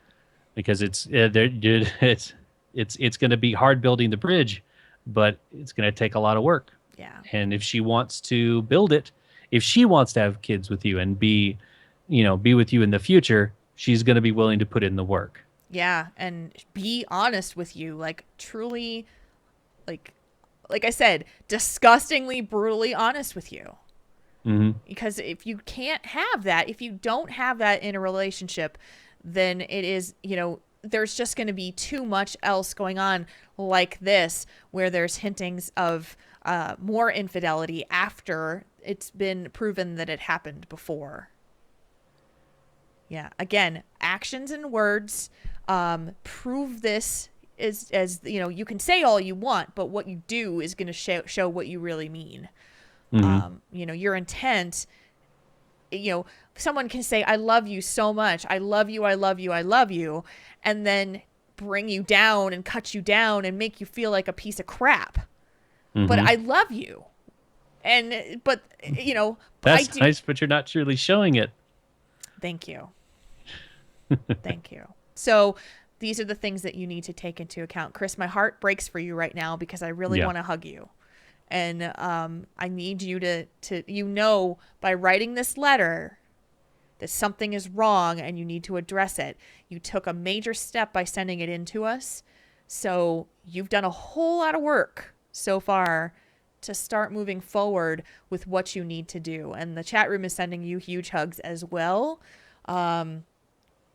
They want the best for you. They're all recommending therapy as well, agreeing with us. Yeah. And so, yeah, definitely needs to be addressed, though, because you need to be happy, too. You need to be happy, too. So, whew. And sometimes that means you don't stay together. That's true. You can love somebody, like I said, like someone said, Zytam Sim in the chat, it's also possible for two people to deeply love each other and still not be a good match. Yeah. And that's true. I mean, people that I dated before, I loved them a lot, but we just weren't a good match. I still care about them. They're still awesome people and I'm glad to be friends with them, but we weren't a good match. Mm-hmm. And that's fine. We could be friends, but not anything more because we didn't click enough. Yeah. Didn't have enough of a match. Exactly. So, yeah. Best of luck to you, Chris. Let us know how that goes, and please keep in touch with us. We want to know how things go and how things can improve. Because I'm sorry, dude. Yeah, and feedback and updates to questions at taurenThinkTank.com. Again, guys, we have room in our email box, and because boy, the WoW lull really does affect podcasts. So yeah, it really does, especially because we have 4 more months of Warlords. Yeah. So time to get your alts in, guys. I'm leveling a rogue now. Yeah. And so podcasts, all of your favorite podcasts could use some love and letters. So if you're hanging on to a question that you really just want to talk about, you can always do it anonymously to us, and it's questions@taurenThinkTank.com. Yes, you can. And you can also send us feedback and stuff like that on our Discord server too. What's the link to the Discord server, Jules? What is that? tinyurl.com/tttchat2 is our Discord server, so you can get in there most definitely. Mm-hmm. All right, you can chat with the rest of the Moo crew about our discussion topic during the week. We have a channel for the discussion topic, so if you've got something you want to say, just drop us a line in there and chat with our awesome Moo crew 24/7. That's right. All right, let's lighten this mood a little bit and do some Tell Us One Thing, shall we? Yes. We read your submissions because reading your mind would just be creepy. Start us off. I like this one. From our good buddy, Charmaku, aka Ethan. Ethan wants to know if one of your cats was in Overwatch, what character would they play and why? Oh, this is a great question. Okay. So Garrus would be in Overwatch. And judging from yesterday morning, I woke up at around okay, so we that was Saturday. Friday night was drinking and swearing, went to bed around 1, woke up around 4, couldn't sleep. And I tried to go back to sleep, couldn't go back to sleep. So I got up because Heroes of the Storm, the EU regional championships were going on. And so it was on because it was 4 in the morning and it was not 4 in the morning in the EU. So, and Garrus decided that he got the zoomies. And I called him Tracer because he would run from one end of the apartment back into my bedroom and jump up on my dresser. And then he'd chirp and just dash off again. Boom, boom, boom. And so I just like, he's got the zoomies. Oh, he's Tracer. Like, and then of course I want a BlizzCon badge with Garrus's Tracer. Hey, there you go. Yeah. It's BlizzCon badge season after all. In fact, I signed up to get my BlizzCon badge yesterday. No, this weekend. Who are you doing it with? Zoe. Zoe Zazu, yeah. Yay! Yeah, I told her at the well played party, I was like, I love your work. I may have had a beer before that. So I was like, I love your work. It's so awesome. I want you to do my badges this year or next year. And so she opened up commissions and I was able to get in there. So that's awesome. I can't wait. Yeah, I need to find someone who would be willing to draw a brown and white kitty with a Tracer look. Well, Fablina can do a gnome in the Tracer outfit. I'll never get into Fabelina again. She's never going to be. I'll never get up there again. I was lucky the first time. Oh, me too. Yeah, so I don't know. I need an artist that would do Garrus's Tracer. I think there's a few out there. Yeah. And guys, if you do want a badge for BlizzCon, or maybe even not, if you want to have one for any gathering you want, or just have one, badgebabes.com is a really great resource. It's got all of them, like Noxie, Fablina, all of them. Like there's like 24. There's even more people on there now, so it's really cool. But yeah, try that out. I'm trying to think who my girls would be. Oh goodness, it's kind of tough because, like, I think Pixie would be more like Widowmaker because she likes to get up on the bookshelves. She likes to get in the high places and just kind of lurk and survey all of her surroundings. So I think she would be more like Widowmaker. That would be awesome. Now Reese, I don't really know who she would be. I was thinking maybe Roadhog because she just kind of, she's not fat, but she's just kind of a big cat, but she's not fat, so it wouldn't be really her. I mean, and she doesn't really stalk in waiting to attack, so she wouldn't be Bastion. Trying to think. I mean, she drools on me, so I'm thinking I don't know who that would be. I'm just I'm drooler. That's what I'm trying to look. I'm looking at all the heroes and none are popping out at me. I don't know. Maybe Reese could be Reinhardt because she's steadfast and reliable. She will always come for kitty cuddles, and I can always rely on her. When I hold her, she'll just melt onto my shoulder and just enjoy being held. So she likes to be protected, and so that kind of secure feeling is kind of what I get from Reinhardt with his giant shield. So I guess I would do that. Okay. Spike would most definitely be Roadhog because he's a chunk and he just kind of lumbers through the house, and then he gets the zoomies and is like boom boom boom boom boom boom. So, people are like, is that a technical term? I'm like, yeah, I've always called it the zoomies, right? Because it's just like all of a sudden they go bonkers and they're just zooming all over the place. So I call it the zoomies. Yeah, they definitely do. Pixie's bad. Pixie used to be bad about that. She just zoom everywhere, middle of the night. That was a great question, Ethan. Thank you. Thank you, Ethan. He's pretty awesome. I think Ethan is 8 years old. Something like that. He's one of our younger Moo Crew members. Yeah, I'm sorry if I've got your age wrong, Ethan, but you're a cutie because we get to see him every month from our Patreon. So, yes. And next one comes from Gossi, and this is so weird that this question came with our discussion question. If you had a chance to live in a geek commune, who would you live with, and how would it support itself? Like, they did not know each other to send this question, Mocktailed and Gossi. So that's just really funny that this came at the same time. Huh. Yeah. I've always thought about, like, we joke about this, like, where and when will we make our CTR commune? Yeah. Because after we go to BlizzCon and everybody has the BlizzCon blues, then we're all like, where are we going to set up shop so that I think it's already started in Arizona, actually. Yeah. There's a little commune out there for CTRAIE going on. Yeah.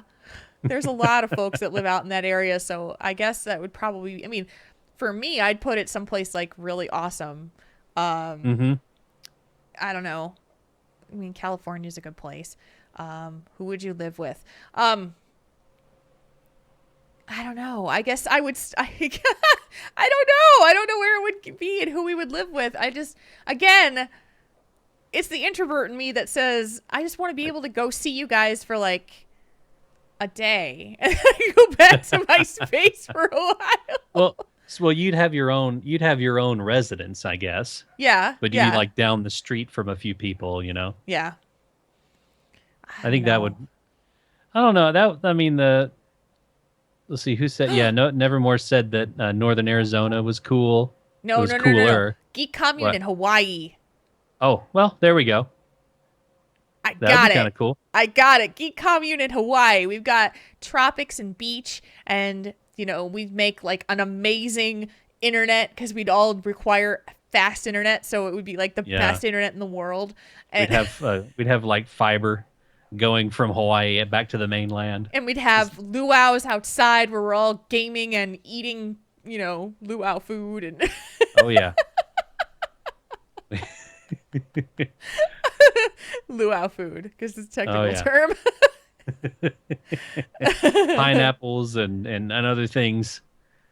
Oh my gosh, that would be cool. That would be awesome. Like, we would all, like, there would be like the streams, like the streamers would be on a live stage every night, so you'd be able to hang out in the chat room, but you'd be in the audience with the streamer and talking out loud. Beach. Chat beach, I love it. Yeah, so the chat room, the chat beach.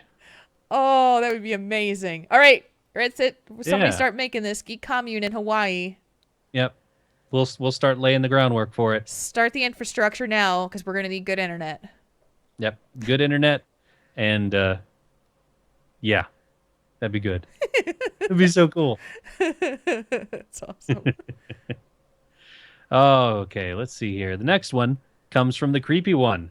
As the attendance boss claims more lives, a new voice speaks out. Can we do older content for mounts, pets, toys, etc.? Sure, you reply. Immediately, voice chat erupts in a cacophony of suggestions. In order to quell the sounds, you must make a decision on how to tackle the most popular ones. How do you go about doing it? This is my life. What are you talking about? That's what Count on Fire is going through right now. This is my life every day. Like, we get into a voice chat, Eric goes, bah, bah, bah, bah, bah, and, then we pick out, okay, whoa. Wait. And then we go, you talk first, and then you talk, and you make your point. And the way I do it, though, is I listen to what people have to say and how people react to it. Because a lot of times when you're in a group of people who want to suggest something, let's say someone says, I really want to go back and get X mount in this place. And someone goes, oh, I need that mount too. And someone else goes, or if they say, I really want the pet and Nex Ramus, and everyone, there's like silence. Yeah. Well, I think you'd have to do it. You'd have to go about it through different ways, because with the content like Nex Ramus, that's easily soloable. Like right now with level 100. So you got to look at it. Can you solo it? Can this class effectively solo that content? Right. If so, then put that on the back burner. And then what I would do is go through and see how many people need X glory of the blank raider achievement or dungeon master, whatever it is. That's kind of what we did, is we picked one. We're like, Throne of Thunder. And people were like, yeah, sure. What do we need? And we're just going through. And my rule is like, get the most achievements that you can in the least amount of time. Yeah. So people that need the most, like if a lot more people needed the ones from Siege of Orgrimmar as opposed to Throne of Thunder, let's go ahead and how many do we need for Throne of Thunder? Like 3. Let's go knock that one out first so that everybody can get it, and then we'll move on to Siege of Orgrimmar. Or we've got a lot of time. Let's knock out as much of Siege of Orgrimmar as we can tonight, and then next week we'll knock out like the last 3 we need, and then go to Throne of Thunder. Boom, we got 2 mounts in the same night. Hooray! It takes a little bit of planning, but that's what I would do: is try and see, how many achievement points can we earn and kind of get the most bang for our buck. The rules of diplomacy are that you will never make everyone happy. No. But you work the hardest to make the most people happy you can. Mm-hmm. And there's even people in Cat on Fire. I think Prima, she already had the mount from the Throne of Thunder, but she was still there helping us out. Mm-hmm. She was still there willing to hang out and everything. And I was like, oh, wow, thank you. Because, I don't know that I would always do the same. If I already had the mount, then there's not really any draw for me to be there. So we'll just, that's just kind of what we're going through right now. Mm-hmm. But exactly. Yeah, that's kind of how I would do it. There you go. There you go. And the final one comes from Memeth. Triple T has an Overwatch character human that dressed themed on a Tauren. What are their skills or moves? So if there was a Tauren character, someone cosplaying as a Tauren, what would they be? I don't know. I think they'd be a mix of moves. I think that they would just be a reskinned Reinhardt with different abilities. Yeah. Because Reinhardt can do the charge. That's kind of like a stampede charge from a bull. Mm-hmm. So he would have a bull like kind of charge thing where you get down on all fours instead of having a shield and just hit somebody and just knock him. Be a really, really nice knockback. But the other thing he would do is he'd have an AoE heal. So that he could drop. So he'd be able to have his shield. So when his shield was up, if you were behind the shield, then you were getting healed up. Mm-hmm. That could work. They'd have to nerf the shield quite a bit so that it wasn't as powerful as it is. Because all you do is be at full health behind the shield while it goes for 5,000 health or whatever that thing is. It's an insane amount of health on that shield. Yeah, and I think maybe the ultimate would be kind of like Winston's Primal Rage or whatever it's called, where he would just electricity in the eyes and just run around just doing a lot of damage for a short period of time, just stampeding around. Cool. That's what I think it would be. Yeah, I think that's cool. It would definitely be like a tank character. Yeah. Like a tank or defense character. I like it. And that is Tell Us One Thing for the week. And you can send them in on Thursdays, which is on our Twitter account at Tauren Think Tank, on our on our Facebook page, which is facebook.com/Tauren Think Tank. And I'm remembering this time we have a Discord server that has a room specifically for Tell Us One Thing questions and other things as well. And you can get that at tinyurl.com/TTTchat2 to get into our Discord server. Yes. Come join us. Come join us. Okay, let's do some feedback, and we'll do it now. Ladies and gentlemen, we now bring you... Whoa, that's a lot of feedback. It is feedback, because we've got it. From episode 182, the question of, should I go back to my high school reunion? We have this response. I'm no expert. I've taken only a few psych classes, but I've been in and out of therapy since I was about 8, so I have more personal experience than educational expertise. But based on the language of the letter, I think the writer isn't nearly as moved on as they are professing to be. The lady doth protest too much, methinks. Maybe they should go if for no other reason than to actually move on. I could be totally off base. Like I said, I'm not an expert by any stretch, but it really does seem to me like they're trying really, really hard to convince us that they've moved on totally and let us give them the excuse to not go. But I think that there's definitely something unresolved there that's eating at them. And this was from Rita. That's a fair point. Yeah. It could be something like, if they went, it would validate whatever idea they had about people that possibly mistreated them, or all that stuff that happens in high school, and it could be an experience that they grow from, that they see that how other people have done in the past. What was it, 20-year reunion? Yeah.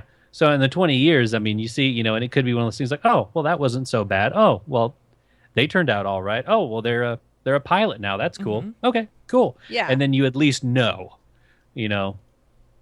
That's kind of what I think. Because, I mean, I would have, I would go just for the experience, to go and you never know where people end up 20 years later, even if you don't, even if you do see them on Facebook and all this other stuff. Because a bunch of my high school friends, and even not friends, just high school co-graduatees, fellow students, I'm friends with on Facebook, and so I can see what they're up to. But there may be, you never know. Networking, it's networking. You could use that as a reason to go. Yeah, I mean, so my Facebook page, for my, the people that I grew up with, family and former high school classmates and that kind of thing, it's like the same. Anybody who is the same as the same age as me, it's the same thing for every single one of them. Hundreds and hundreds and hundreds of pictures of their kids. Yeah. Every single one of them.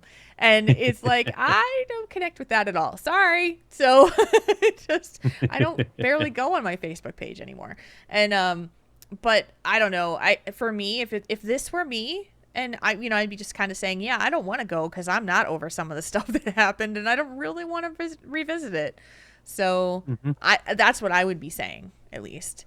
But, yeah, don't want that in my life. Don't need it. And moving on. Yep. Moving on. Moving on. Mocktail said, I post pics of my cat, not my kid. Now, I do that. Yeah, I do that as well. That's because they are my kids. So, yeah. Yeah. And they make me laugh too much. So, yeah. All right. Oh, shoot. Did I forget the slash moves? I totally did. What? I suck. Let me go get them. All right. Do you want me to get the ones from Discord? Please. I totally spaced that out. I am so dumb. Hold on just a second while I play the sounder.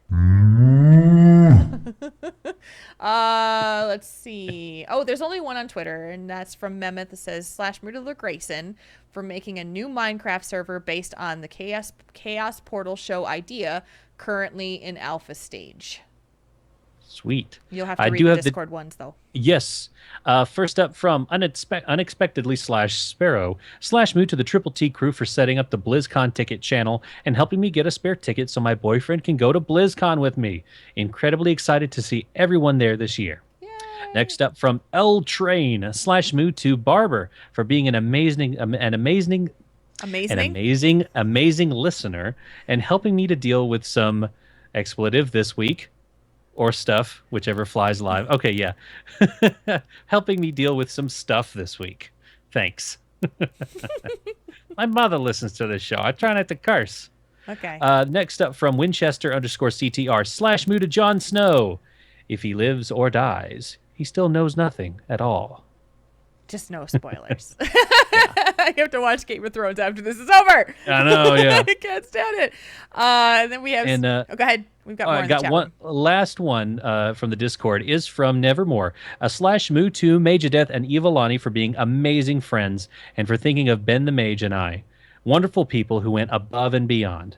And also /moo to MacGyver for introducing us all at BlizzCon a few years ago. We love you guys. Aww. Let's see. In the chat room, Wicked Kitten 13 /moo to at the Jayonce for the heroes and the hilarity. I love you, but I have commitment issues. We should drink next time. From Tiber COD /moo to this Triple T Discord community for helping me get a BlizzCon ticket after I struck out in the sale. Woo! And Swix, throwback from Hot's Ladies Night, says Jen just wants to say she wants a /moo from your butt, Tauren Think Tank. All right. That was from Hot's Ladies Night, and it gets a whole lot more inappropriate than that. So yeah, just be warned. We get very sweary and very inappropriate. So the craziest thing that happens on a Tuesday, folks. It kind of is. Your Tuesday doesn't get more exciting. It kind of doesn't. It's pretty damn awesome. I laugh really, really, really hard. So yeah, it's pretty funny. And again, that's on Tuesdays for Jocelyn Moffat's channel, twitch.tv/JossPlays. And that's me and Nevermore, Jocelyn, Barber, and Jen. And yeah, it was very inappropriate people, which is very funny. Highly inappropriate yet highly entertaining. Yes. So, let's let me think. I think that's everything for the show. Yes, that's everything for the think show. so. So again, the show is available on iTunes and Stitcher Radio. You can find all of our stuff on our website at torrentthinktank.com. It has all of our YouTube videos, all of the podcast links, and all the good stuff, including our Patreon, the list of our patrons. It's good stuff. Very good stuff. It's very good stuff. What's going on with you this week? Well, I am going to have another mount in my possession next week. Really? Yes, I will buy this week a run of Mythic Blackhand to get the mount, because right now he still has a 100% chance to drop his mount. Oh, you're kidding. Which is a very armored cleft hoof. Yeah, it'll stay 100% until I think the pre-patch for Legion. So, there's a guild alone on Airy Peak that I'm purchasing the mount run from this week. So next week I will be a little bit lighter in the pockets, not too bad overall, but I will have another mount, so it's gonna be awesome. Well, I don't know how many aren't there's you gonna still be. at gold cap, or did you get rid of that? I'm a little bit above. I'm about 1.5 mil right now. Okay. So I can splurge a little bit because I had earned more. I wanted to stay at the cap a little bit, so I will still have over 1 mil when I get done with this run. But big props to Prize and the rest of the people at Alone for offering this service for those of us who never saw Mythic. I didn't even raid. I didn't even raid BlackRock Foundry at all back when it was current. So I just did LFR. So this is going to be a very new experience for me.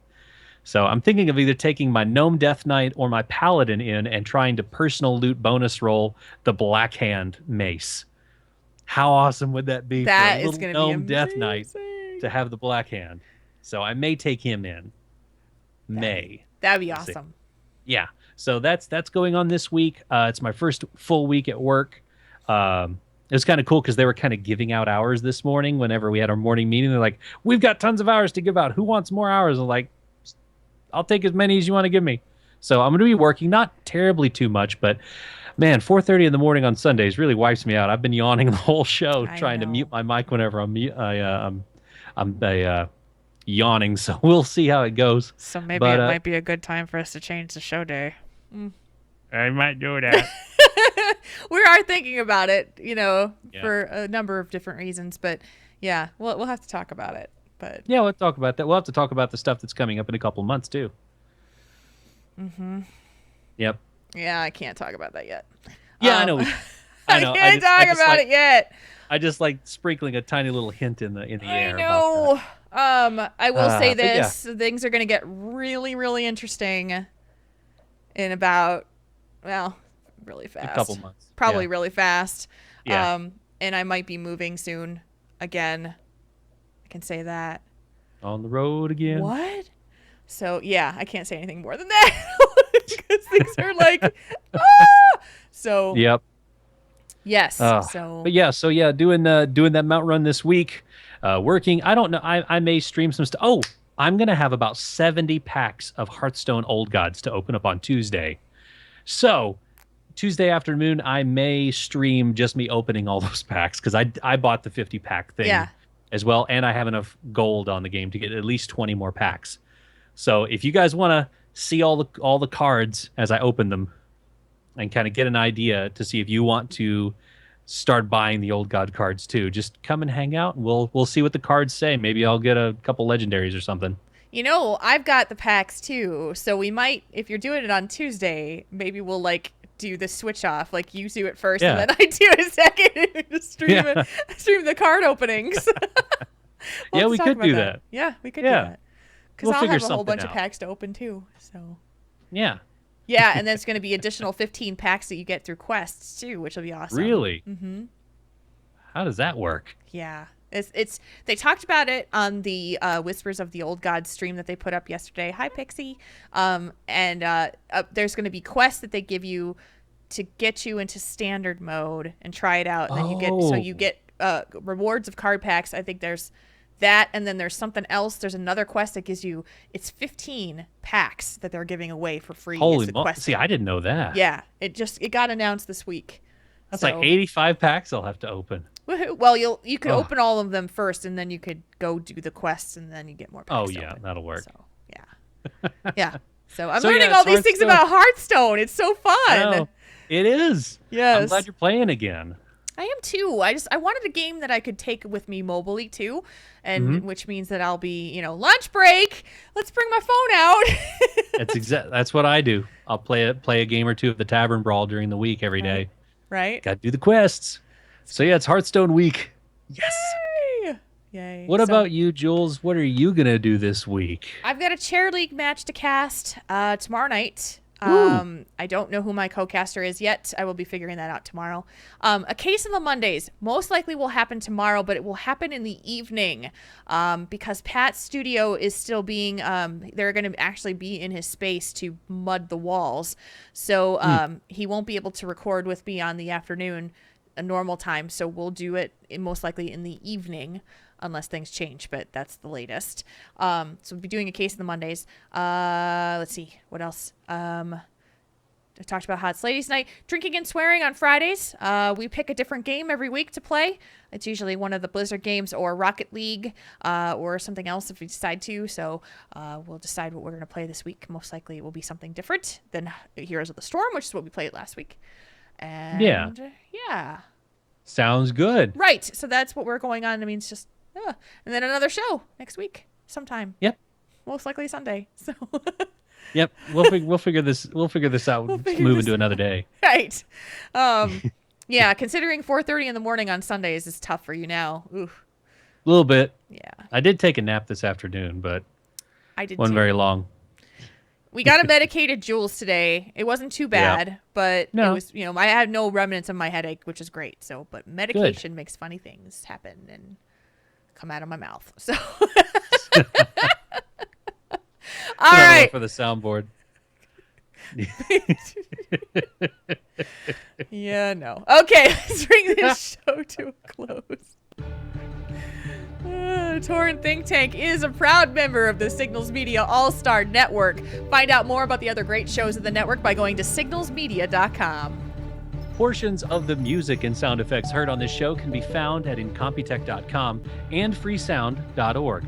You can find us outside of the show on our website, taurenthinktank.com, which has all of our podcasts and information on how to get in touch with us. Thank you to all who support our show via Patreon. If you would like to help out Triple T, you can do so at patreon.com/TaurenThinkTank. Do you want to meet other members of the Triple T community? Join our Discord server. The quick way to get there is tinyurl.com/TTTchat2.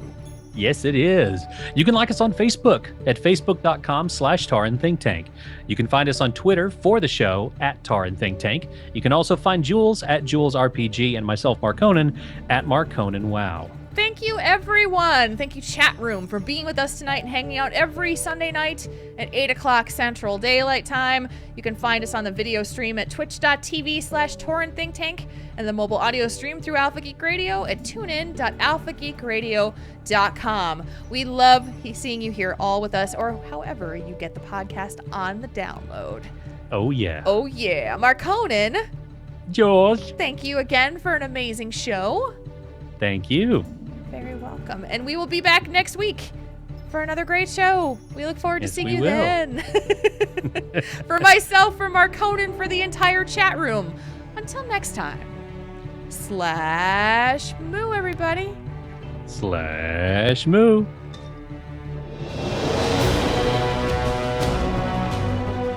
Tauren Think Tank. We make your problems less bad.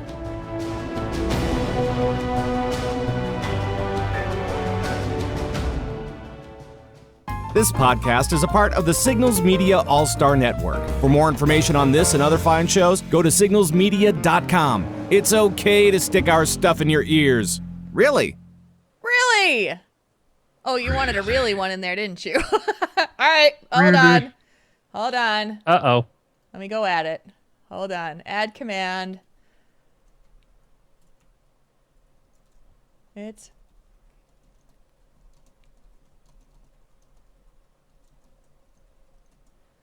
All right. Try it now.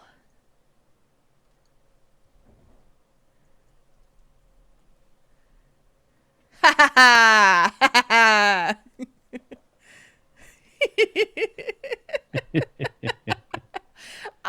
love you, Nightbot. I love you, Nightbot. Are there other emotes that you guys wanted in there? Other commands? Because that was the only one I saw. I saw somebody try that. Was that Draven? Somebody tried it. Somebody. It's got a timeout on it. Yeah, it's got, remember, 5 second. 3 titles. Marconin is a D.Va. Kindness is a currency in Chat Beach. Okay, Chat somebody explain this double stuffed elves thing because I missed it. Oh, I think Nika and Jay were talking about double stuffed all those EL fudge cookies. What? Yeah, I think they were talking about that. Excuse me, but what does that have to do with what we were talking about on this show? I think they were hungry. Go get a Snickers! You're not yourself when you're hungry. Oh, what happened? What did Nika do? Uh-oh. She got timed out. Ruh-roh. Hold on. Oh, I think that's the okay. I had a spam protection on there. Sorry. Excess symbols disable. Hold on. You're fine.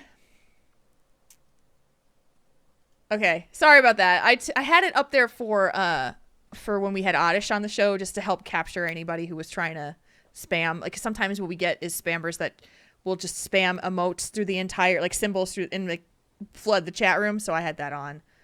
I took it off. Go get a Snickers. I like the Marconin is a D.Va one. I think that's my favorite. I like that one too. Then it's done. We'll do that then. Marconin is a D.Va. D.Va. I agree, Than Beanie. Marconin. Oddish was awesome. Yeah, that was a good one. I like that. Oh, it was fun. Oh, there's all the Joss emotes. Kindness is a currency. Uh-huh. That was an interesting Julesism, wasn't it? Yeah. Kindness is a currency. Oh, man. I'll call that a Julesism. Look at Julesism. Rawr! We're getting all the Joss ones. Oh, that was a fun show. I looked up at the clock though after we got done with the discussion topic, and I'm like, holy crap! Yeah, we were pretty long on that first one though. That was like 40 minutes. That topic. It was. It was good though. I mean, you know, we did all right. I finally got a soundboard thing on here, and I'm trying to figure out to get it working. You trying to play some sounds? I'm just trying to figure out if it'll work or not. I'm trying to find a sound that I can use that won't be annoying, because I don't really have any sound effects or anything on this yet. I'm short, Jay. My butt is all the way back in the corner, and this is me sitting up against it. It's just tall. I'm short. I'm short-bodied. Like, I have a short torso. So, yep. Look at all these. Look at all your emotes. My goodness, all these subs for different people. I don't know who some of these people are. Well, oh, Tally. Let's see here. Tally. Who's the Ash person? I don't know that one. Oh, those are solid Jake's emotes. I know those. Let's see.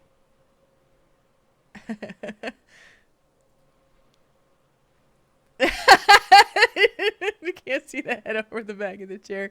I'm short, but my chair fits me so good. I love my chair. This is my Jayance gift. Mm-hmm. Ah, the stitches. I love. Oh yeah, I remember Dr. Claw Jay. Yeah. Next time, Gadget. Next time. Is that what's his name? Is that Bajira in there? No, maybe not. There's Sloot. Yeah. All these subs. You guys are Twitch supporters. I love it. Lemdorans. I don't know who that. Oh, that's Sloots. Yep. It doesn't surprise me that Marconin can do that voice on command. It doesn't. Don't be surprised by any voice he does. Thank you, nevermore. It needs work. It's like just a really throaty orc voice. Something need doing. Oh, that's like evil orc. Yes. Oh, she's calling for the troll voice. You want me to do the troll voice nevermore? It's been a long day since I've done that one. Tanbini, I ain't done that voice in so long. It's been a long time. I love the guy in the shoot. What is it? It's the scenario where you're fighting the frost trolls outside Don Moreau. I think it's Hekima the Wise, where he's like, "You will face the storm. Oh, yes. You will bow to the will of Zandalar. You will die here." I love that one. He creeped me out, that dude. That was the instance boss, wasn't it? Where he like summoned the fire and the whirlwinds. Was that him? He's like, yeah, he was like, we control the sands, the seas, the winds. I always thought it's really funny. No, Jayonce. No, that's not a Patreon goal. Dope. Oh God. That's kind of like hearing what's his name? Oh shoot, the Affleck Gilbert Godfrey. It's like hearing Gilbert Godfrey do 50 Shades of Grey. No. And then I put my hands on her shoulders. It's just like No! I pulled it in close.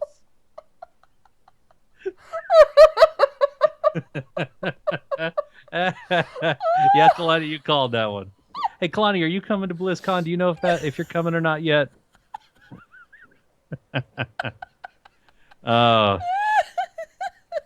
You know, Jay, you may not have to buy me too many drinks to do those because I like doing them. Yes, Kalani is coming to BlizzCon. Yes, Yay. awesome.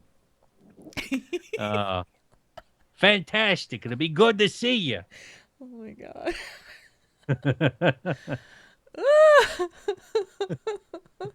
Gilbert Godfrey broke Jules tonight, folks. Yes. I'm sorry. Gilbert Gottfried is like, I can't, even watching Aladdin, I can only tolerate that for so long because he's so grating and it's like, still stop talking. Yeah.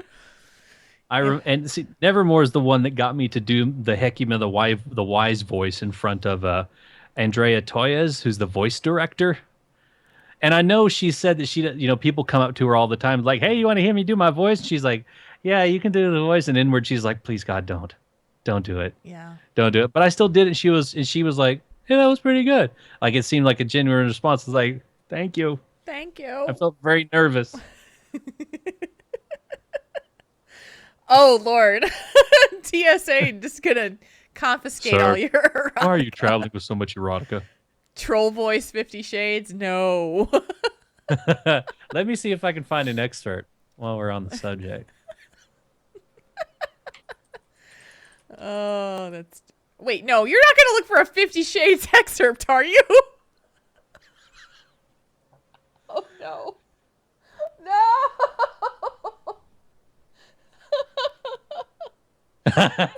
Oh no. Oh no.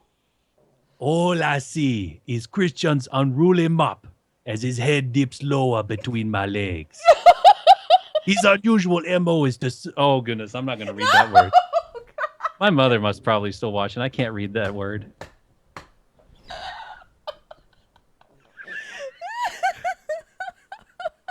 Let's just say things were getting pretty kinky there. She's gonna find out what the wheel of Zandalar really is. Oh, oh, oh, oh, oh, oh, Uh-oh. Uh-oh. oh no.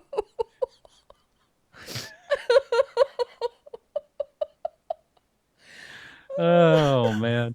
Crying because I'm laughing so hard. Uh, Oh.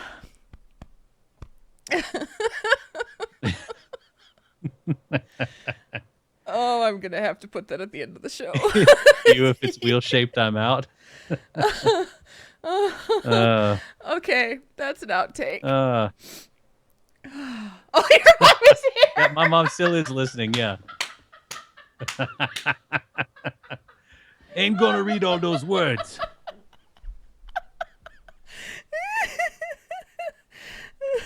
We're not recording, so it's not going to be on this show, but still. I'm crying.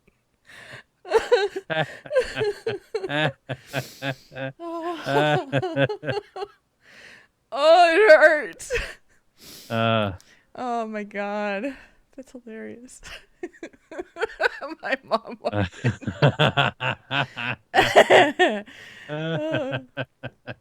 Happy Sunday. We love you guys very much. That is Rule 34, Tiber. That's Rule 34. Oh, hi, Mom.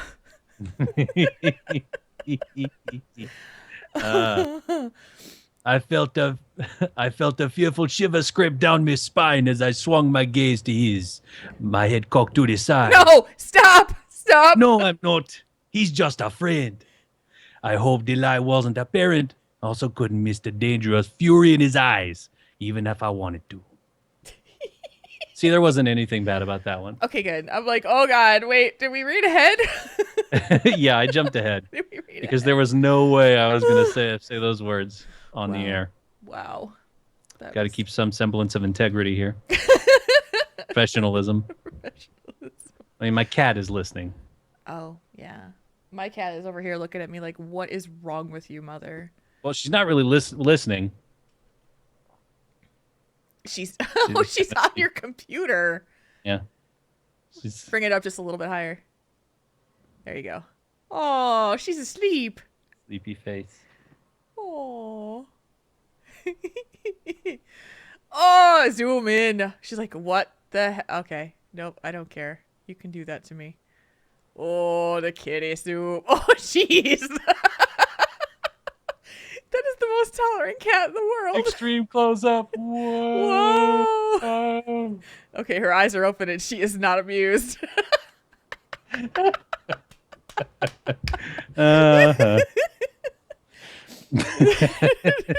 She's a good sport. This is the stuff we do in post show. Yep. Oh, that's funny. Yep. Pixie's silently judging me. She is silently judging. Just like I was silently judging the hibachi grill chef. Benny Oh, on that Friday. picture on Twitter. Yeah, my coworker took that and he sent that to me, and he was like, "So this is your first time, huh? First time eating here?" And I was like, "No." And he's like, "I was just deep in thought. I don't know what I was thinking about, but like he had just barely started, so I'm just staring at the empty grill." I'm just jealous that you got hibachi. Yeah, I want. It was good hibachi. though. There's a place down the street that's a little bit better food. I would thought that Benihana, it's got this big name with it, and it's the only one there, and it was good, but the food was still better at the local place. Yeah. That does the hibachi. Yeah. But it was good. I want hibachi. It is very tasty. I had shrimp and scallops. It's the hardest thing about being single. You don't have anybody to go to dinner with. Is there a hibachi place in Minneapolis? I bet you there is. I'm sure there is. So we have to go to get some hibachi. Yeah, we can do that. Yes. Yes. We could do that, and we could schedule one in Arizona. Nevermore Yes. said she wants to go. I know. Do one I in have to figure out how to Colorado. get out to Arizona. Me at BlizzCon. Yeah, I I think gotta figure out. I think I'm going into BlizzCon on Tuesday. I think that's going to be the plan. I think I might as well. It just depends. I would love to petition for a tour of there at some point, one of these years.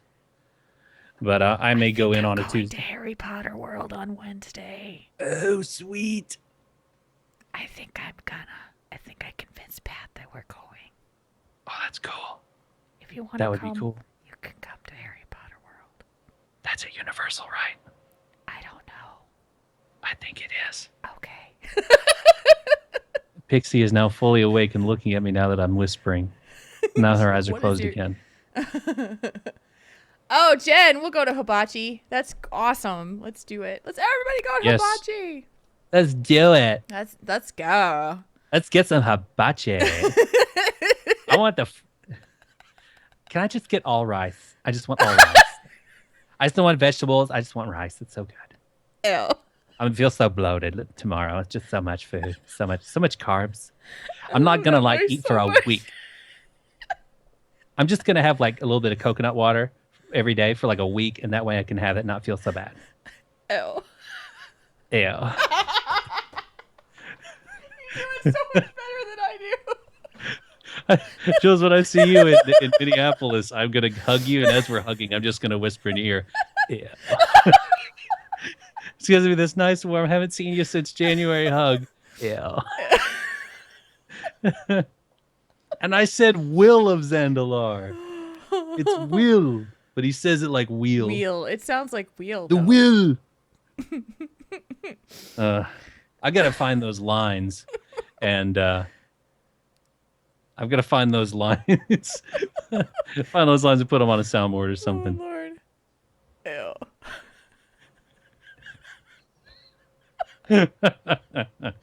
I'm so tilted.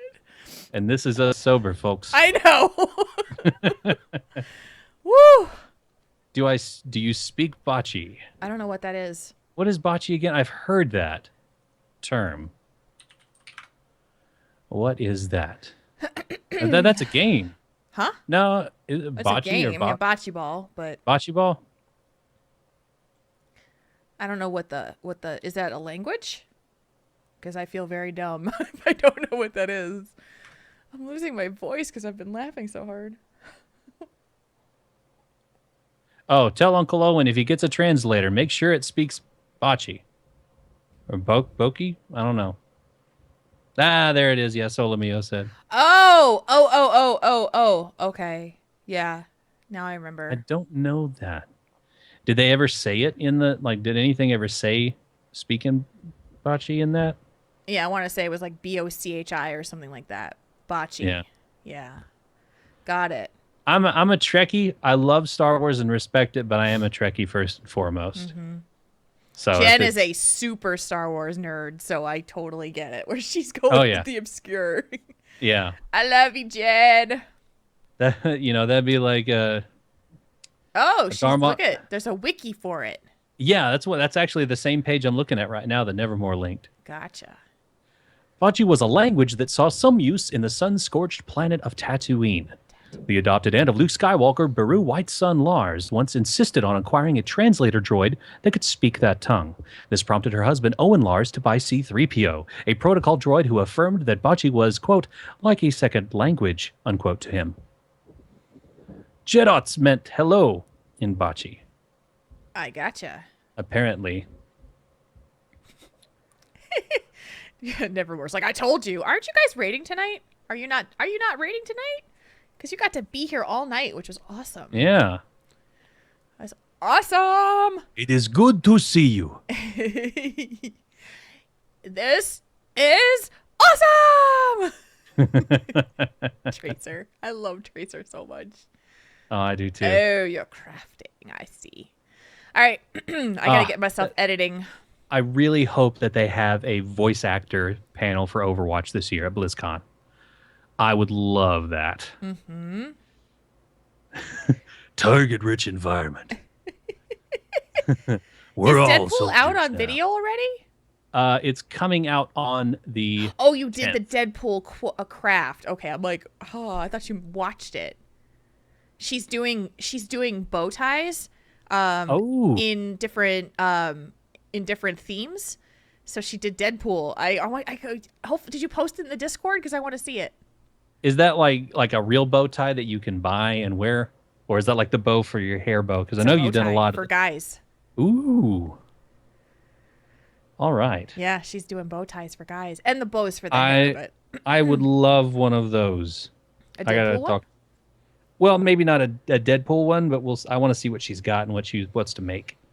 Because man, if she had a Doctor Who one, I'd wear a bow tie.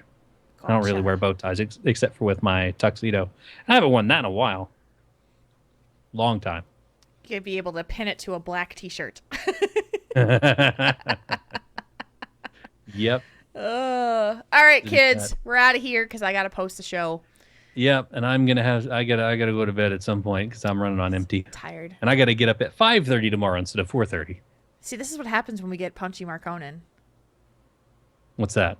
Everything that we got tonight at the post show. Everything. Everything. I gotta listen to Gul'dan at the drive-thru again. It's been too long since I've even heard that. I don't think I still have it here. I think I have it in my email, but I don't have it here. I need to find that. I'm gonna work on getting a soundboard for when I stream too. Cool. Everybody, thank you for coming tonight, and we hope you enjoyed the show. Kisses And and as hugs. always, see you next week. Be good to each other and yourselves. Slash boo, everybody! Slash moo. Bye. Later.